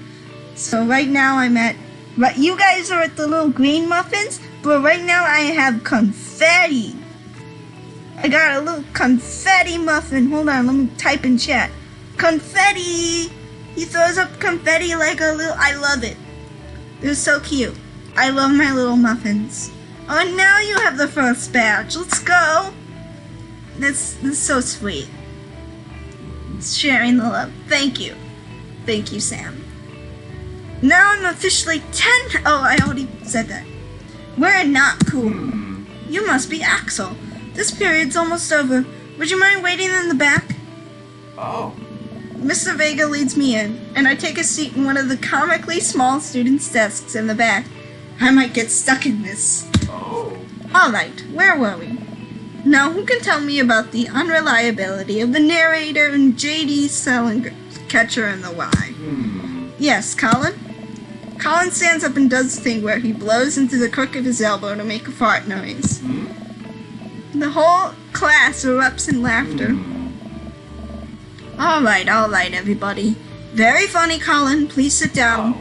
Now, Holden Caulfield is an unreliable narrator in the sense that the bell for the end of the period rings. All of the students immediately get up and make a break for the door. Remember to do the reading and answer the response questions on page 194 in your textbook. Nobody's listening. Or not, I guess. Mr. Vega turns to me and sighs. Middle schoolers, right?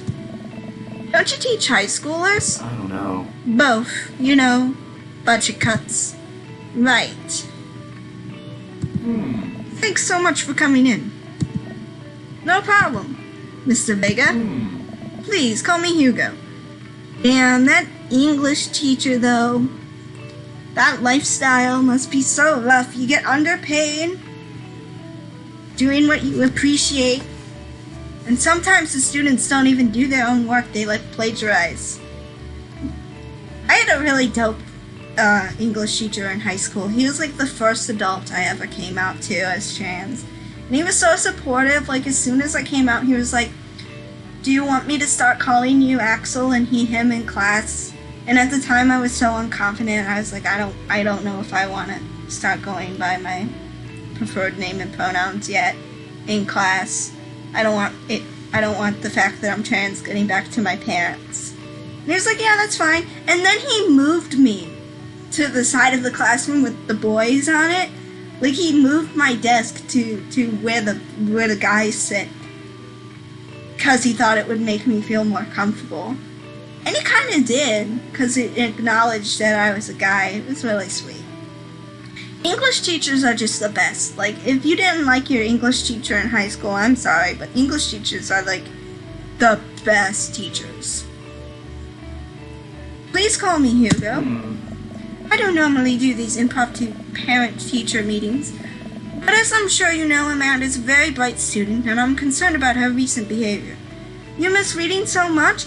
I kind of do too, which is, well, now that I'm an English minor, because I switched over to an English minor this semester in college, I switched from a BFA to a BA in film, and I'm now taking English as a minor on the side.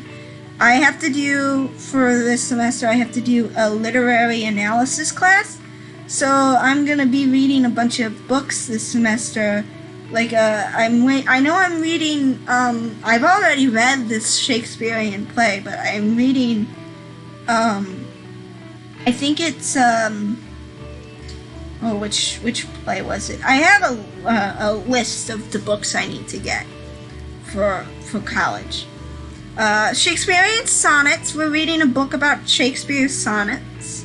Then Twelfth Night. I've already read Twelfth Night. Twelfth Night is a good story. Twelfth Night is a good play. It's got fairies and magic and stuff and love.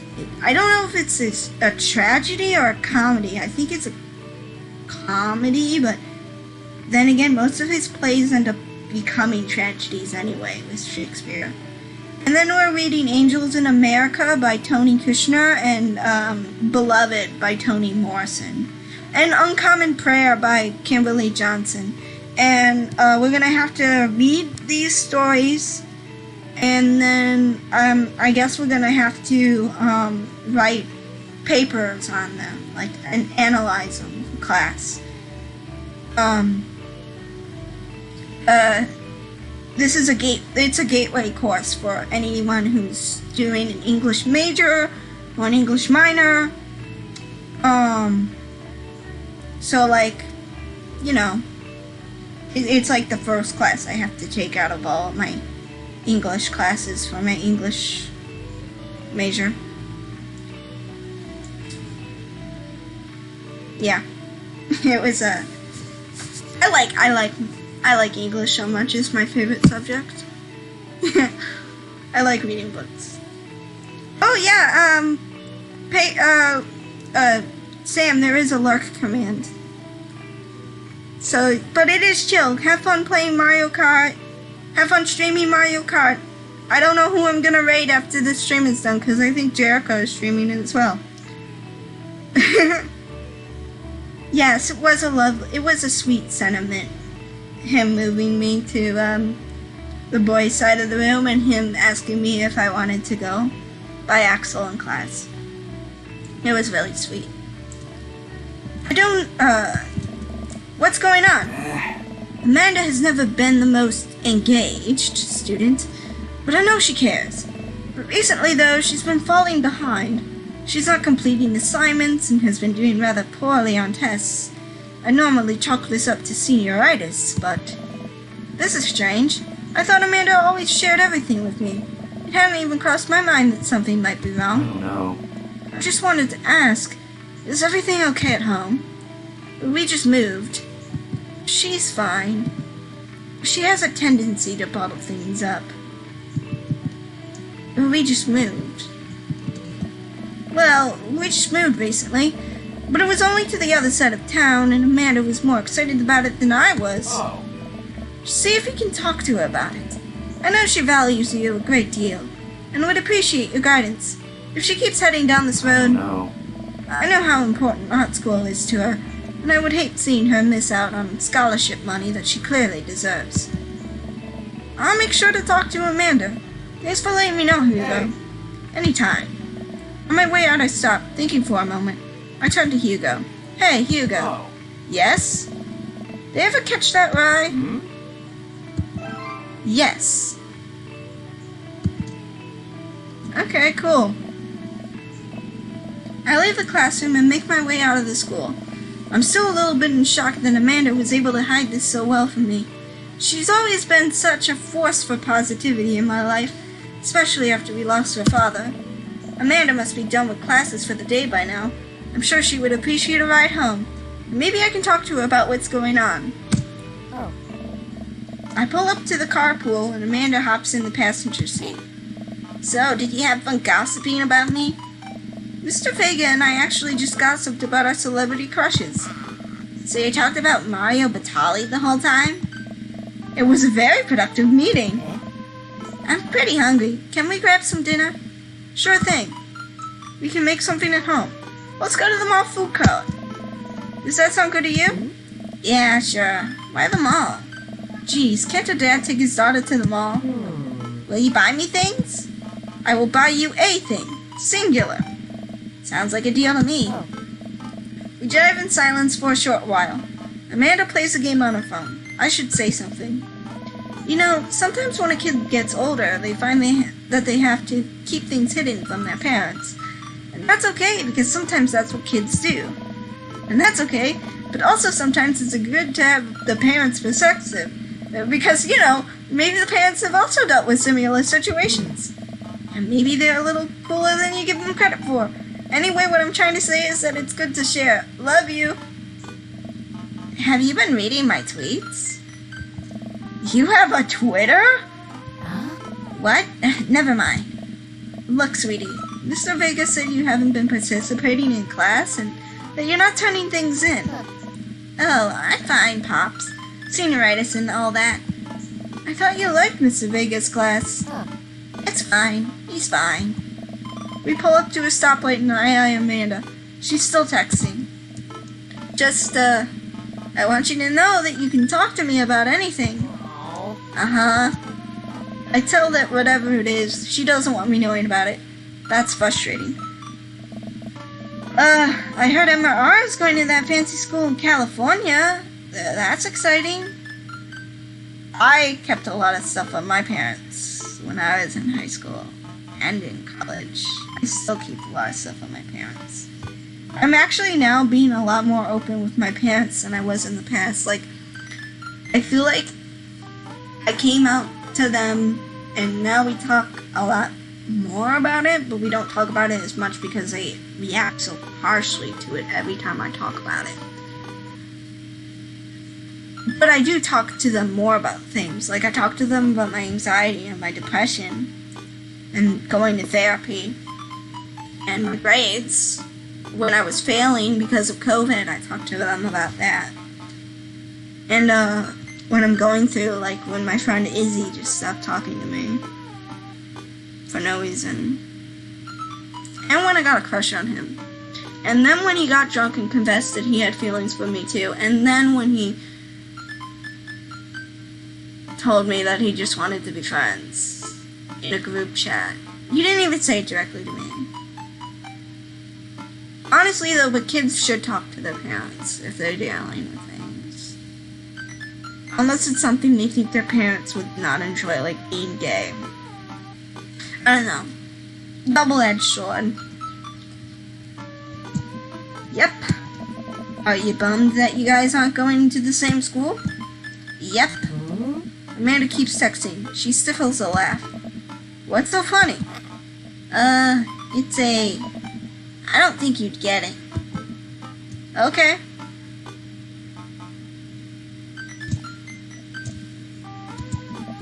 Who you texting? Noah. Who's Noah? My friend. Does he go to your school? Yep. Do you like Noah? What? No. Dad. Ugh. I can't believe you would. Ugh. Dad. I mean, jeez. Why would you? Ugh. Gross. Sorry. Just asking. Dad, he's just my friend. Guys and girls can be friends. He's my friend. Okay. Jeez. This is going well. Good talk. Love you, kiddo.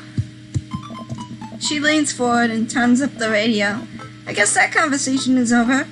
To the mall, then! Don't use metal utensils on non-stick frying pans.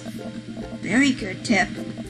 We arrive at the mall, a big indoor shopping center with a couple different floors. It's kind of dead, but that doesn't stop a mall security guard from yelling at a group of loitering teens. Let's eat something disgusting for dinner. Yes. Hell yeah. Language, missy. Heck yeah. Better. We approach the food court and evaluate our options. There's greasy restaurant after greasy restaurant. My heart burns just looking at the menus. Nobody looks happy to be here. What are you in the mood for? Bread dipped in sugar? Bread with cheese on it? Or do you just want me to inject some fat directly into your bloodstream? I extend my hand to her. Oh, everyone give Sam some space. He's gone and got himself some shell-shocked. Would you do me the favor of sharing some nachos? She takes my hand with a grin. It would make me the happiest, cheesiest girl alive. We order a giant pile of chips and unnaturally orange cheese from the very enthusiastic and possibly stoned teenager.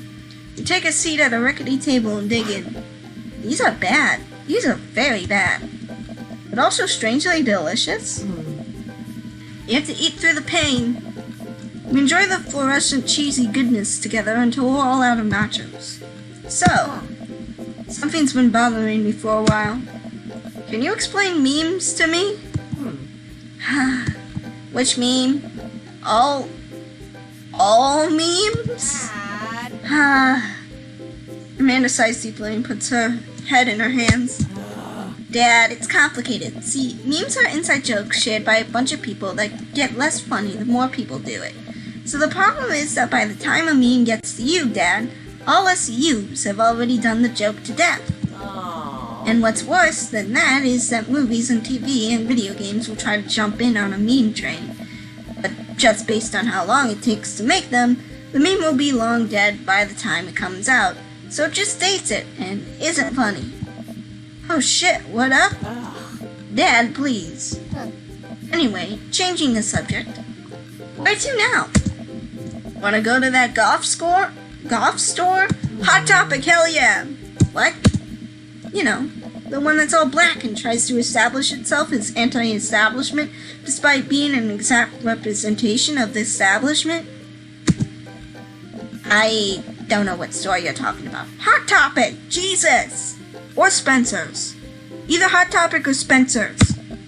You know, the one where you can buy chain wallets and it's basically an assault on what people fought so hard against in the punk and hardcore movements of the 70s and 80s.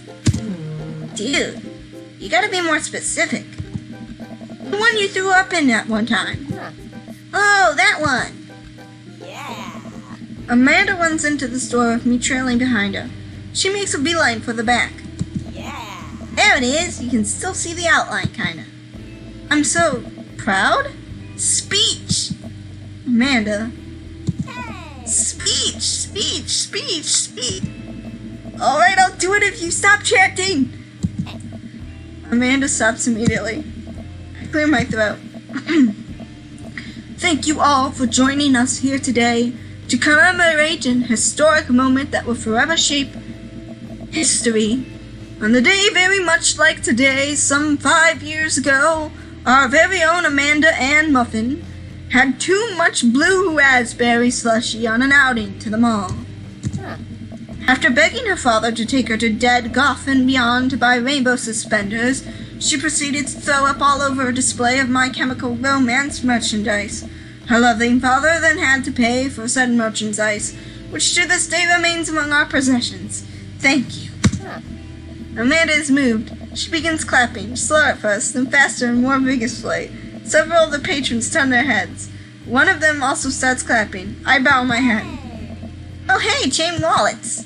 While Amanda busies herself looking at band t-shirts, I try to find something of interest to myself. Not much for a dad to look at in Dead Goff and Beyond. Pursue the band t-shirts. Look at ironic mugs. Check the clearest bin for hot deals. Look at ironic mugs! They have all the pins! The puns! They have all the puns! I'm suddenly stricken by existential fear. If there's only one number one dad, then why are there so many mugs here that say that? This whole time I thought I was the only one. If I'm not number one, where do I place on the global dad ranking charts? I have work to do. Look, this is very important to me. I overhear a civil argument over at the cash register. An older gentleman is carrying a garment and showing it to a bored-looking cashier with pink hair. Okay, so before I played this game today, a friend of mine who knows this game told me that this dude, this goth dude, this very goth, like vampire-y look dude, is trans. I'm not saying that I might go for the trans dad, but I might go for the trans dad. Even though I kind of don't dig the goth style. I don't dig the vampire style. The Victorian style he's wearing. But he's trans. And trans rep.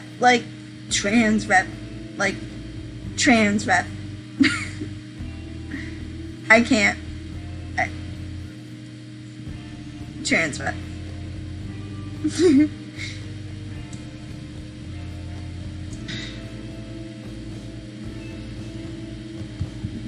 I can see that.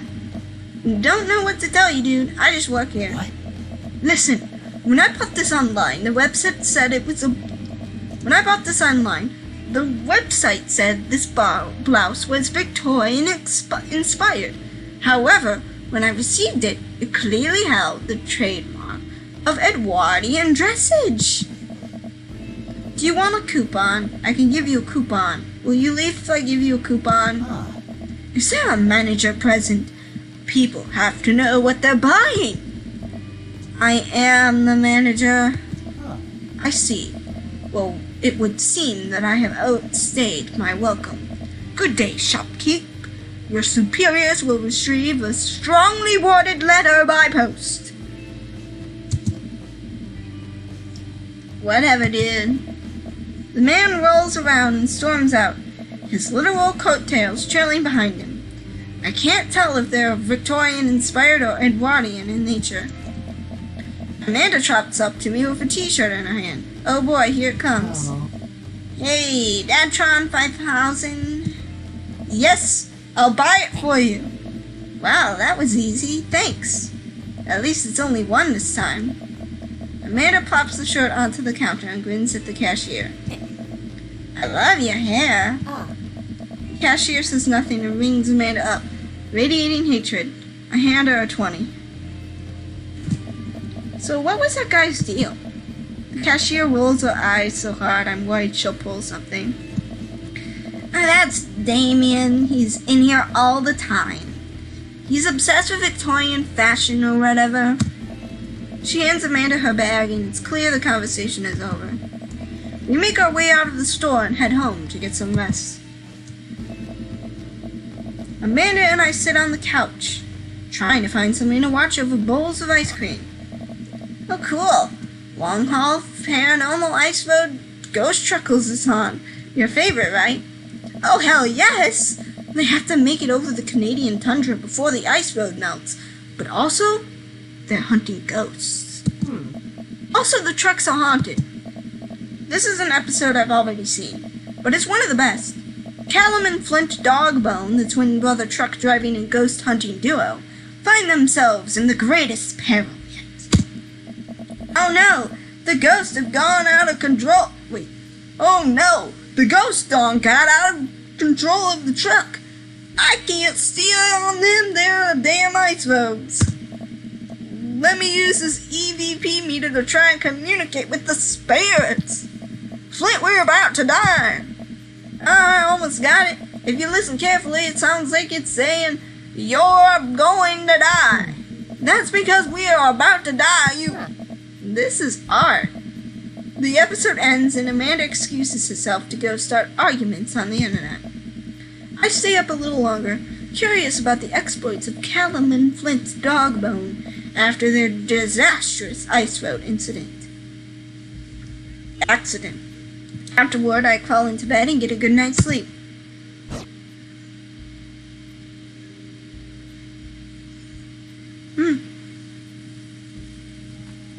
I need to get myself a cup of water and something to munch on. Morning, sleepyhead. 5 more minutes. You never ever let me have 5 more minutes, so get up. 9. Okay. This is a good place to be right back. I'm gonna be right back. I'm getting myself something to drink and something to eat, and also I need to stretch.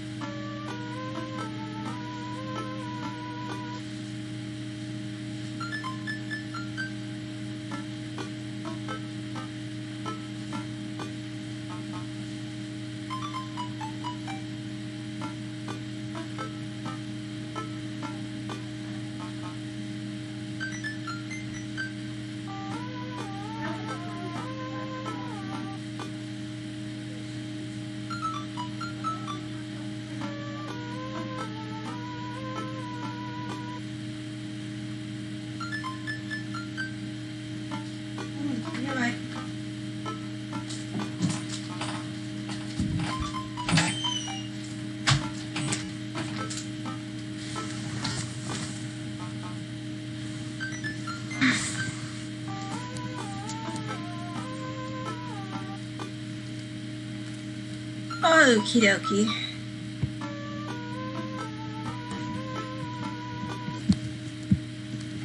I'm back.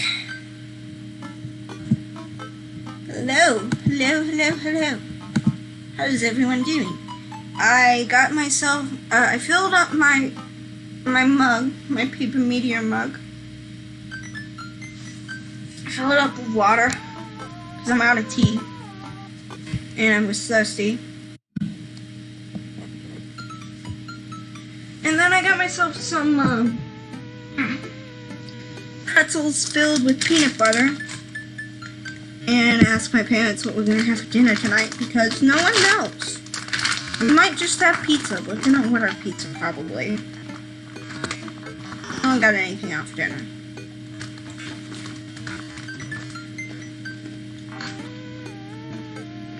We have cereal for breakfast and spend the morning putting together furniture. I'm sorry for the crunching. consider it ASMR or something. Amanda is much better at interpreting the tiny manuals. We are able to put together a few shelves and one desk, but I'm pretty sure it was supposed to be a bookcase. So, you excited for the cookout today? Excited to beef up my grilling skills? If there's food, I'm excited. If there's food, I'm excited.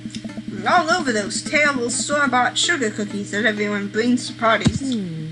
Yeah, those are bad.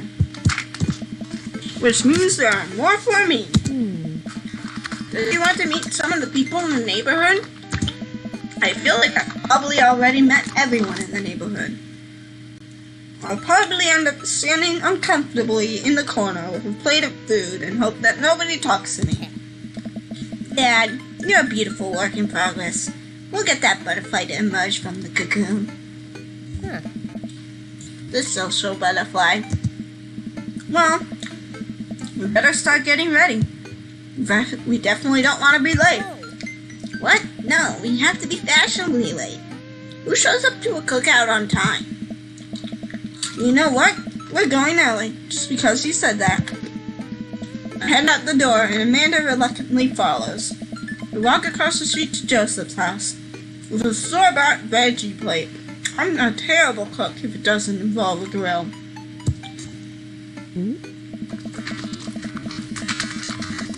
I guess we're not as early as we thought we were. Joseph's backyard is already packed with people, and the smell of hot dogs wafts through the air. Small children run through a sprinkler, and adults chat in small classes. I actually hate hot dogs. Chat, what do you prefer? Do you prefer hot dogs or hamburgers? Let me know. I prefer hamburgers over hot dogs personally.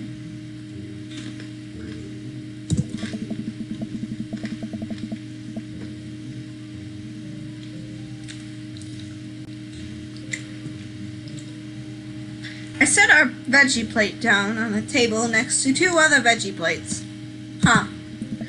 Hey, there's Joseph. I wave to get his attention. The moment he sees us, he jogs over, arms open wide. Welcome! I'm so glad you two are here. And you brought veggies! Let me introduce you to my family. Kids, come on over. This is Chris, my eldest. Oh my god, that was a deep voice for a young child. Hi. This is Christian and Christy. They're my twins. They stare creepily and say nothing. Then, of course, there's our youngest, Krish. Wait, where is Krish? Maybe Mary put him in his crib? Oh no, it's a woman from the bar the other night. What is she doing here? Oh my god, their names are literally Joseph and Mary, and all their children's names are form of Jesus Christ's name. Chris, Christy, Christian, Krish. Oh my god.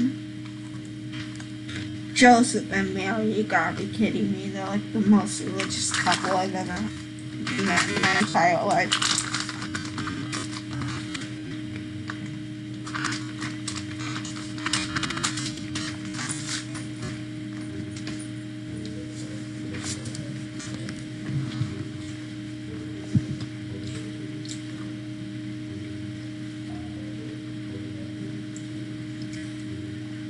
Sorry, I was trying. Oh no, it's the woman from the bar the other night. What is she doing here? Oh, and how could I forget my lovely wife, Mary? Joseph pecks her on the cheeks. She smiles. Ah, Mary, sweetheart, did you put Krish to bed? I'll have to go look for him. What? You'll have to... Joseph takes a moment and regains his composure. Mary, this is our new neighbor. Axel, and his daughter, Amanda. I'd shake your hand, but I have a glass of wine that I need to tend to. I love her. Nice to, meet you, Mary, for the first time. Charmed. Well, I have to go over there now. Mary leaves. Oh God, this is so awkward. I wonder if Joseph knows. I wonder if Mary knows that Joseph knows. I wonder if Joseph knows that Mary knows that I know. It takes all of my energy not to run away from the barbecue and start fresh in a new city. My wife has a wonderful sense of humor. But please, you two, enjoy the barbecue. All the guys are really excited to meet you. Amanda and I mill around and try some of the food spread out on the table. I pick at some deviled eggs. Amanda grabs a small paper plate and immediately begins piling it with baked goods. Ugh, I don't want to have to make friends. Aw. Come on, Dad. Who are you going to party with when I go off to school? But I don't want to have to do pleasantries. Dad. They're gonna talk about the weather. Go do it. Make a friend. Well, how could I possibly abandon my only child at a social function? That's bad parenting. This plate of cookies is my new dad. Bye. Amanda shoves me into the center of the yard. Well, here goes nothing. I look around the party, and I'm surprised to see some familiar faces. Isn't that the barista from the Coffee Spoon? Didn't I meet that guy at the bar? Didn't that guy throw a frisbee at my head? Isn't that the guy who was throwing a fit in Dead Goth and Beyond? Isn't that Amanda's teacher? Hey, I know Craig. Well, wait a second. All of these people live in our cul-de-sac? This can't be right. I'd better investigate. Talk to Robert and Brian. Talk to Matt, Hugo, and Craig. Talk to Joseph and Damien. Always go to the person you know first in a social situation.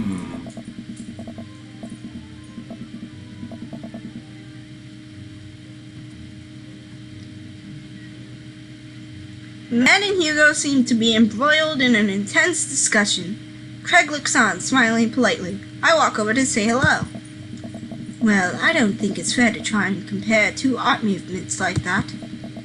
Periods in art only exist because they're unique byproduct of the social and political climate of the time and place, and try to take something like, say, the Rococo period, and compare it to postmodernism in America.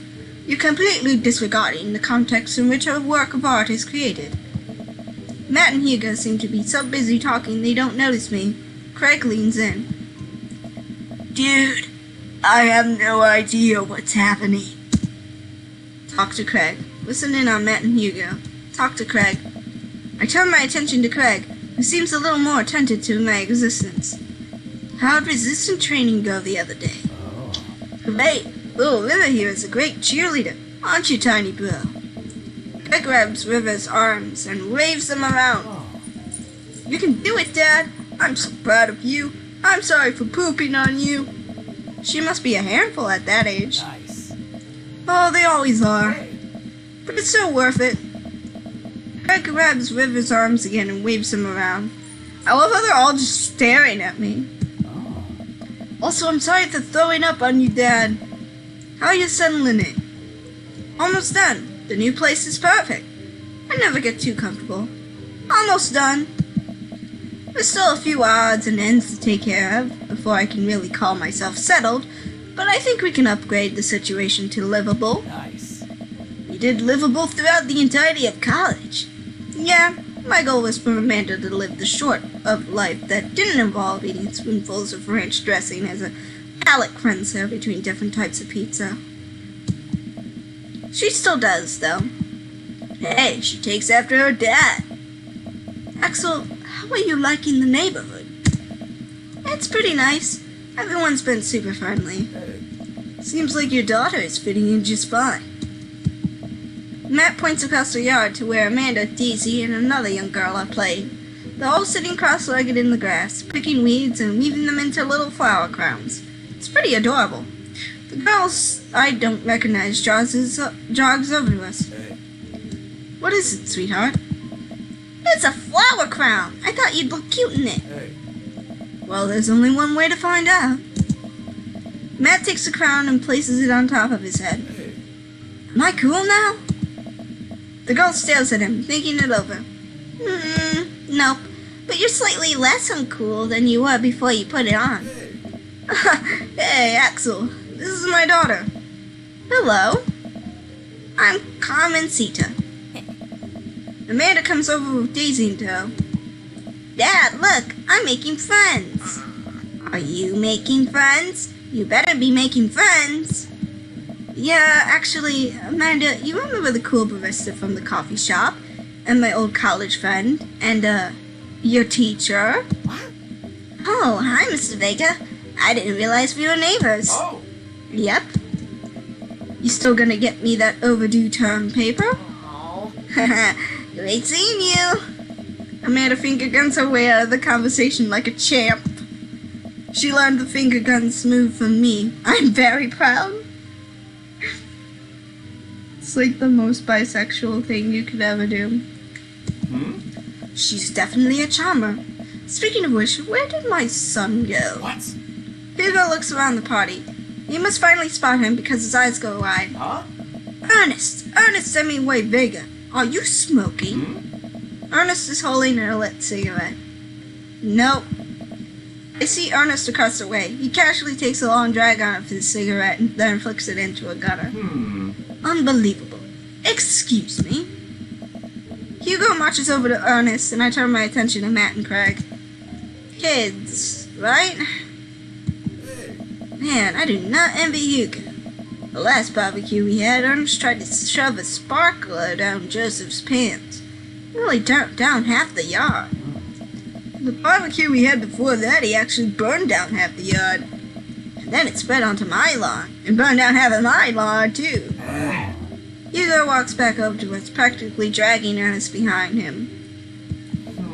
Hey, everybody, sorry about that. Axel, this is my son, Ernest. Hello. Ernest looks away, sulking, his hands shoved deep in his pockets. Hugo nudges him impatiently. Hey. Nice to meet you, Ernest. What grade are you in? Doesn't matter. Oh. Ernest. Okay, I'm in 8th grade. God, are you happy now? I'm sure you're just dying to know. Yeah, good for you. Can I go now? I'm tired of talking to old dudes who blame my generation for the failing economy. Ouch. I don't know. Ernest! Oh yeah, because I'm totally embarrassing you. Ernest puts earbuds in and storms off to stand in the corner. Well, that was certainly something. He seems nice. Hugo puts his head in his hands and sighs. I'm so sorry. He's having a really tough time. As much as I want to be the cool dad, I have to be the authoritarian dad, and he clearly resents me for it. Nice. I mean, I think as a dad and a teacher, that's about as authoritarian as he can get. Honestly, are any of us cool dads? Is it even possible to be a cool dad? What? I'm as cool as a Kunabanka. See, that right there. You can't say that. My kids think I'm cool. But for how long, Craig? How long do we get to be the cool dads? I don't know. I think we just have to accept the fact that as dads, we've become the machine we once raged against, and accept our fate to unironically wear the socks with sandals. You know, your kids may think you're cool now, but the moment they hit puberty, you're doomed.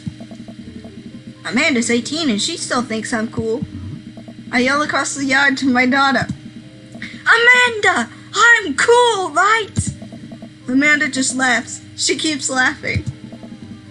I see your point. As much as we all want it, I don't think it's as important to be a cool dad as it is to be a good dad. We can't all be best friends with our kids. It just doesn't work. I mean, look at me and Ernest. Oh. Our job as parents is to make sure our kids turn out okay. Yeah, you're right, but it'd be nice to have it both ways. Hearing these guys talk about this makes me think of my relationship with Amanda. We get along so well, but there might come a time when it won't be like that. Is college when that happens? Oh. Don't let us eat up your time, Axel. Go meet some of the other people around the neighborhood. Dr. Joseph and Damien! I spot Joseph chatting with the guy from Dead Golf and Beyond by the grill. Wonder what they're talking about. I walk over to them. So, I'm curious. Can you walk me through why you had your house painted black? Oh. Where do I even start? The house stays warmer in the winter. It provides an artistic contrast to the rest of the neighborhood, and it complements the crimson interior perfectly. It's definitely an interesting choice. Thank you. I'm very proud of my abode. Axel, I was just having a conversation with Damien here about his aesthetic design decisions. Damien regards me up and down with a warm but critical eye. How do you do? I don't believe I've had the pleasure. I think I saw you in Dead Golf and Beyond the other day. Damien's face turns bright red. I must apologize for my behavior on that day. You see, I take the golf's lifestyle very seriously, and to be caught in a ruse by such a corporation as Dead Golf and Beyond was profoundly frustrating indeed. I hope you know that while my anger may have been justified, it was no such way for a gentleman to act. It's okay, man. Do tell me about yourself. Are you new to the area? Yes, my daughter and I just moved in the other day. She was the one I took to Dead Golf and Beyond. Very good taste on her part. Does she partake in the golf lifestyle? I think for a second. I look over to Amanda. I'm hanging out with some of the older kids in the neighborhood. Oh my. Hey! Amanda! Would you consider yourself golf? Amanda yells back. I wouldn't necessarily try to fall under any one specific label, but I guess if I had to choose, I would more describe myself as twee hipster with some normcore leanings. That's a cool, Val. Ah, pity. Are you enjoying the party so far? Oh, definitely. Thanks so much for putting this on. It's nice to be in a cul-de-sac where everyone is so friendly and welcoming. Oh.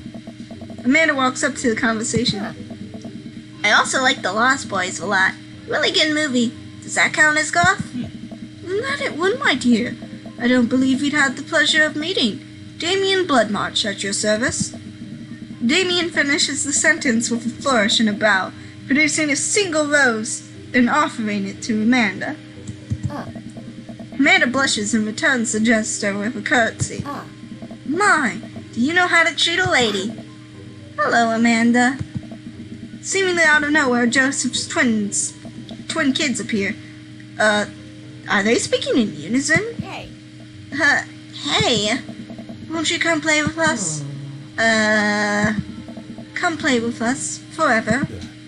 Guys, enough with the creepy twin trick. We've talked about this. Christian and Christy slowly back away. Where do you think they got that from? Mary pops into the conversation, wine in hand. Oh. I don't know. Mary takes a long sip of wine. I think I might have taped over a VeggieTales VHS with The Shining. Who knows? She takes another sip of her wine. Where's Krish? Wasn't he with you? Oh. You had him a moment ago. He's probably stuffing dirt in his mouth. He'll be alright. Toddlers are pretty resilient. Mary tips a glass to me. Hey. Ain't my first time to the rodeo. It's my fourth. I've squeezed 4 little. Sweetheart, would you do me a favor and please find Krish? That would be great. I'm sure he's fine. Mary? Okay, jeez. Mary finishes her wine and wanders off. Dad, can we go now? Mary and Joseph's relationship are creepy. I don't know if I want to get in with that mess. Ah, Lucian. Have I introduced you to Axel yet? Hey, is that punk from Amanda's school? I remember you. Whatever. That's a way for a young man to speak to his elders. Be polite. Lucian bows. Whatever, sir. Lucian bows again. Mr. Christiansen, May I have a veggie burger, sir? Coming right up, bud. Are you vegetarian? Yep. Make that 2 veggie burgers. Did you know that some people in the Victorian area were vegetarians? They described carnivorous type people as bloodlappers. Dad. Yeah. That's really interesting, Damien. Joseph turns to the grill. Just a hint of a tattoo peeks out from underneath his save. I can't believe I didn't notice it before. It looks like the bottom of an anchor. Whoa, is that a tattoo? Whoa. Yep, I wasn't always a youth pastor, you know. That's so cool. Wanna see mine? Ha! What? Lucien pulls back some rubber bracelets, revealing a lopsided 666 in black ink. My buddy gave me a stick and poke tattoo last week. I think it's healing up pretty good. Lucien! We'll talk about this later. That's pretty cool. What's the significance of the tattoo? I don't know. I just thought it looked sick. Well, in my opinion, the only reason you need to get a tattoo is because you want one. Careful though, that number carries weight. Man, Joseph is way cooler youth pastor than I thought. I just figured youth pastors popped out of the room with a Bible. I wonder what he did before preaching. Hold on 1 second. Okay! Are you ordering the pizza? You want me to order the pizza? Honey doesn't work on Marco's anymore. No, I find coupons by going online and searching Marco's coupon online.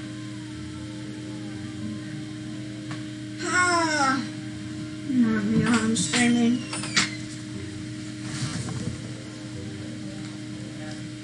I have to go and order pizza. I will be right back, everyone. It is pizza time.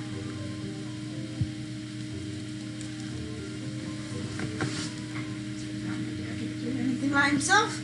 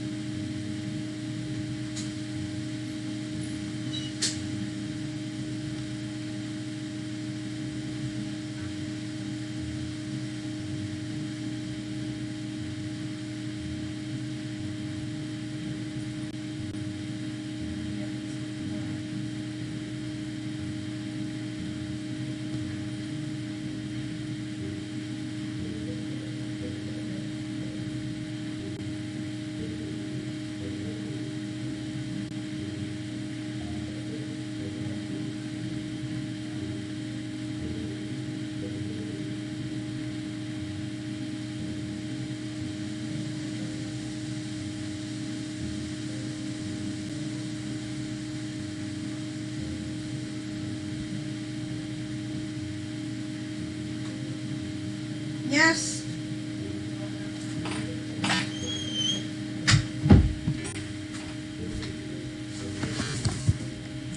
Ugh.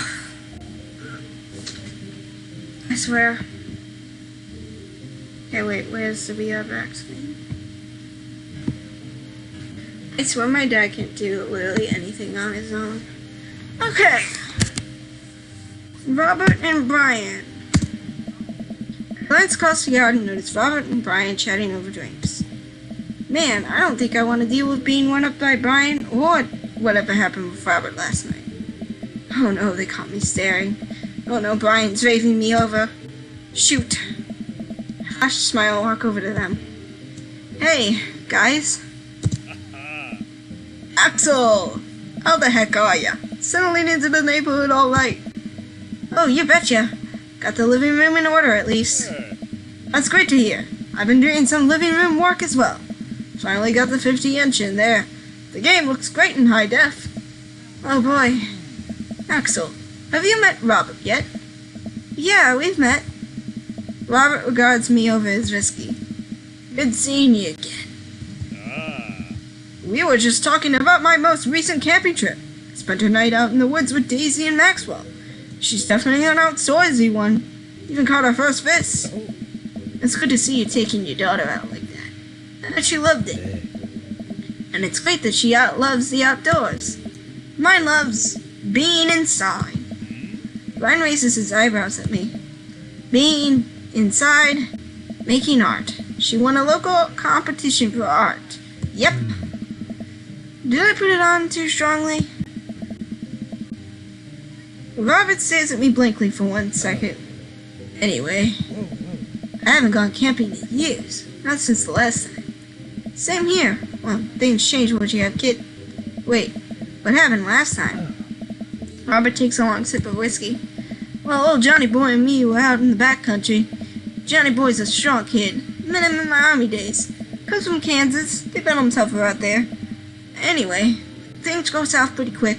Johnny Boy breaks his ankle when the rope bridge snaps. You can see the bone popping out through the skin. Johnny Boy's screaming now, crying for his mama, lives in blood. We're 2 days out from the next living soul, and here I am with my dear friend bleeding out in front of me.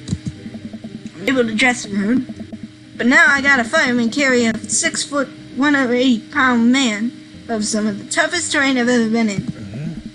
I won't lie to you. There were moments during those 2 days when I thought about leaving old Johnny Boy. But you build a bond with your brother in arms, and that bond never breaks. I get that boy back to civilization, but I lost some of me out there. I guess that's camping for you. Brian and I stare in disbelief. Robert takes another long sip of whiskey.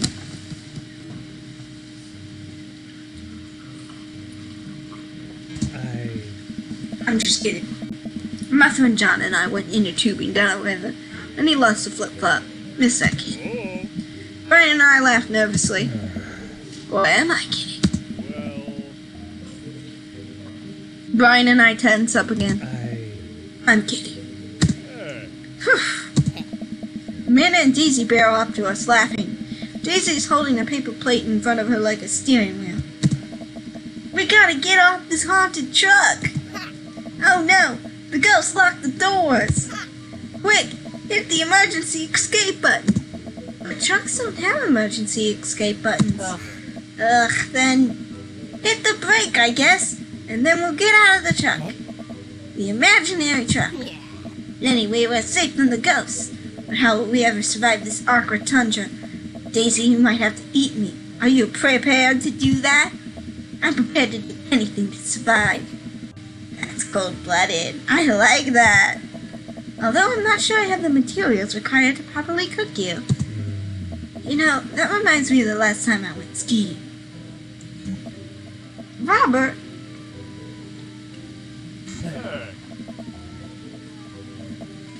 Wait a second. Are you guys playing Long Haul Ice Road Paranormal Ghost Truckers? Yeah! Amanda and I love that show.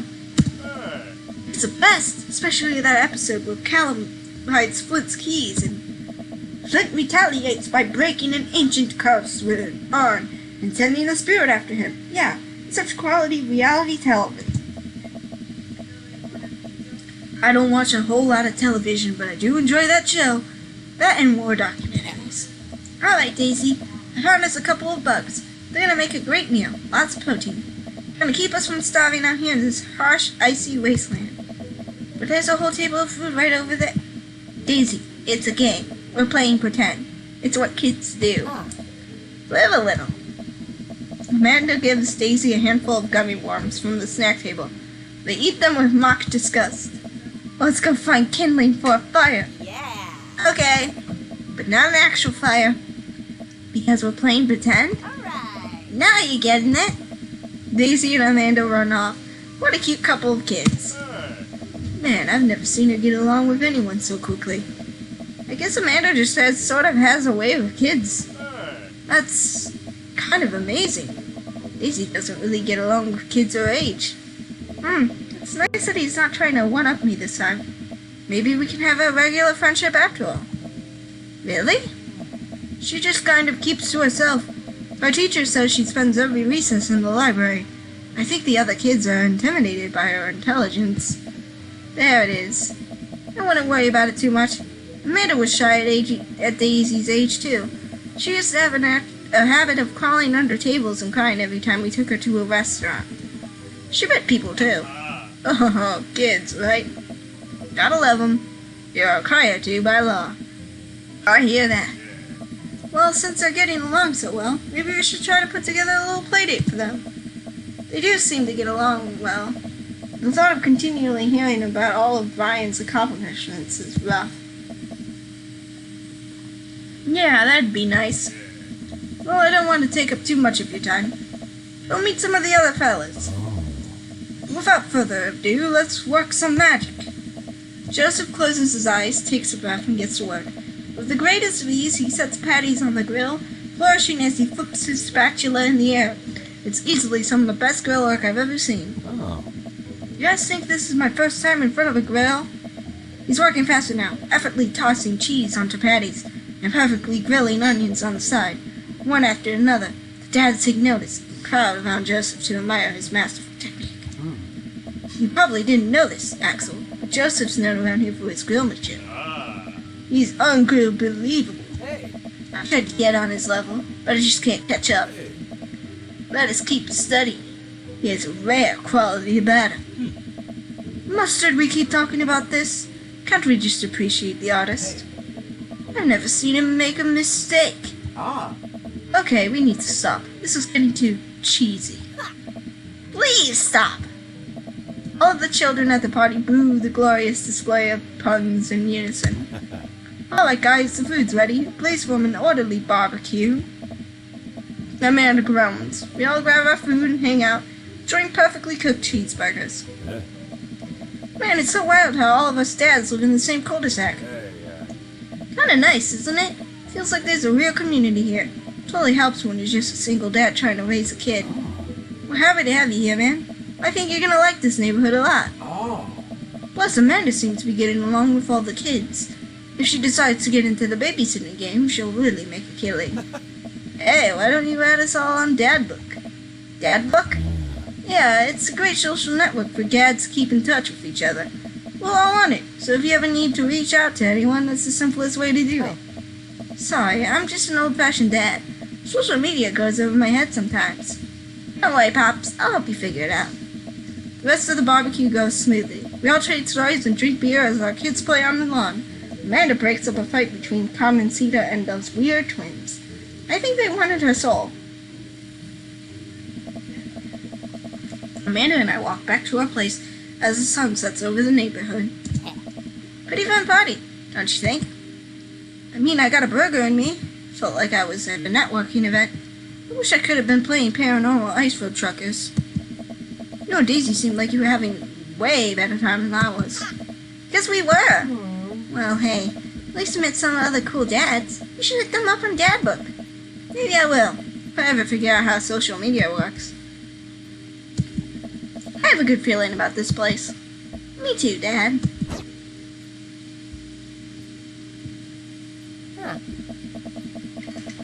Sorry for hitting my mic. Oh. Amanda and I arrive home with the remnants of our veggie plate. Seems like nobody was really into the cauliflower. Any big plans for this evening? Actually, yeah. Going out with some friends. Oh. Is that okay? Of course, just keep me posted. Be home before midnight? Got it. And be careful? I will. Make good choices? Of course. And call me if you need anything. Dad, you're not gonna do the thing where you wait silently for me to come home in the living room with all the lights off, are you? What? No. I've never done that, and I would never do that. Okay. Do you have plans tonight? My plans are kinda to eat ice cream and watch TV with Amanda, but I'll find something to do. I'm gonna work on some stuff. See how long I can sleep for. Throw a party. A real vacation. All the other dads in the neighborhood are invited. I'll see if I can get you a spot on the list, but honestly, it's looking tight and you may just have to wait in line. I know the guy at the door. I'll get in, no problem. I'm just relaxing tonight. Have fun, okay? Great. See you later. I watch Amanda drive off into the night. I really do hope she has fun. I pop down in front of the TV, turn on some wine and dine mastermind with celebrity chef Gavin Chapman. Looks like Gavin's making a roasted rack of lamb with rosemary mashed potatoes. I love to be able to cook like that. Although if I was actually good at cooking, I'd use my powers for evil. Like just making baked Alaskas all day, instead of any real food of real nutritional substance. Man, Gavin Chapman just caught that thing on fire, but he meant to do it. What a professional. I lose track of time as I blaze through several episodes of Wine and Dine Mastermind, and also one episode of some cooking show called Meat Hell. I'm not even sure what that one was about. It was just a lot of yelling. I glance at my watch. Man, it's almost midnight. I should check in with Amanda. I send a text. Hey kiddo, you good? I wander into the kitchen as I wait for a reply. Amanda's phone is almost always in her hand, so I'm sure she'll respond soon. Unless she's driving home now, in which case I hope she doesn't respond soon, because I definitely taught her better than to text and drive. I reach into the freezer and grab an ice cream sandwich. It's a little late for this, but I think I earned it after a long day of socializing. I check my watch again, and then my phone. Nothing yet. Okay, see now I'm worried. Do I call her? Do I call the cops? No, it's too soon for that. I'll just send her a gentle reminder text. What's up? Half an hour passes. Now I'm really worried. The episodes of Gavin Chapman Meat Hell are not only not assuaging my anxiety, but possibly exacerbating it with all the yelling. So I keep pacing around the house waiting for her to come back. Why didn't I find out where she was going? Who she was even with? I don't know any of her friends' phone numbers. Why don't I even know any of her friends' full names? Who is Emma P? I decide to send her another text. Amanda, please text me and let me know you're okay. I can't help but think of all the awful things that could have happened to her. Oh, thank God, it's her. Amanda opens her door and shuffles in. Finally she's back home. I'm glad she's okay. Stop. Sweetie, thank God you're safe. Yep. But now that I know she's okay, I'm really mad. Why didn't you answer my text? Amanda pulls her phone out of her pocket. Oh, whoops. I guess I didn't see those. She starts to walk to her room. Amanda Ann. Oh, we're pulling out the middle name now? Amanda, you came home an hour and a half after your curfew. You didn't respond to any of my texts. It really freaked me out. I was about to call the cops. Dad, you're seriously overreacting. You're not gonna be like this when I go off to school, are you? I don't like your attitude. I have a right to be concerned. I was scared. I have a right to be concerned. You're my only daughter. Well, I can't give you a play-by-play of everything I do all the time. I'm 18. You shouldn't even be giving me a curfew in the first place. I sit down on the couch and put my head in my hands. I feel very tired all of a sudden. You really scared me. Just, please don't do that again. Alright. I'm gonna go to bed now. Amanda closes the door to her room, and I head to mine. Jeez. As I'm falling asleep, one thing she said keeps echoing in my mind.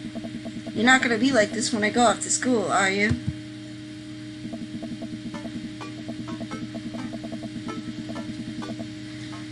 I think that's a good place to end off the stream for today. I'm getting pizza soon. I'm tired. I'm tired of talking. So, yeah. I think I'm gonna end the stream here.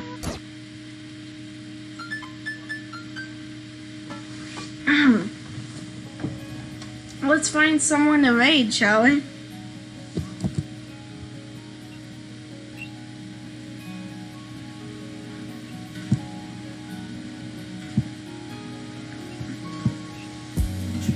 Alright.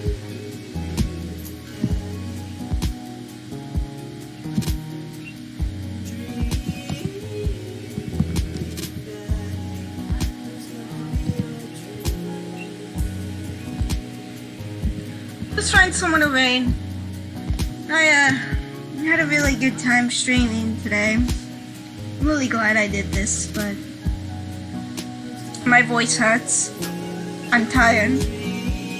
Oh, let's go raid Sam. He gifted all those subs today. Thank you everyone who stopped by tonight. Like, thank you Ash. Thank you Sam. Thank you Benji. Everyone who followed, everyone who liked Sam, the Skull. Thank you for the gift subs. I really appreciate all of you chilling out here. And I am closing this game.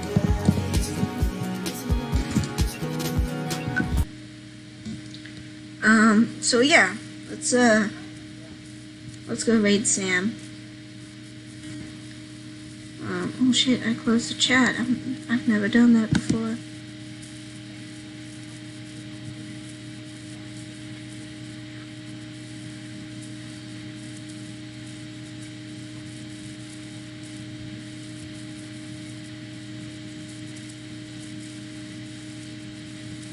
Chat, okay.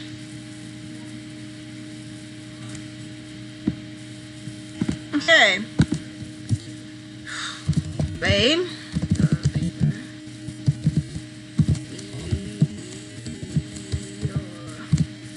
65. Okay. Thank y'all for stopping by. I had a really good time today. Make sure to be nice to Sam. Play some Mario Kart with him. Treat him well, like you would treat me or anyone else on Twitch. And have a good night, everyone. And I'll see you later, my gays and theys. Peace out. Woo!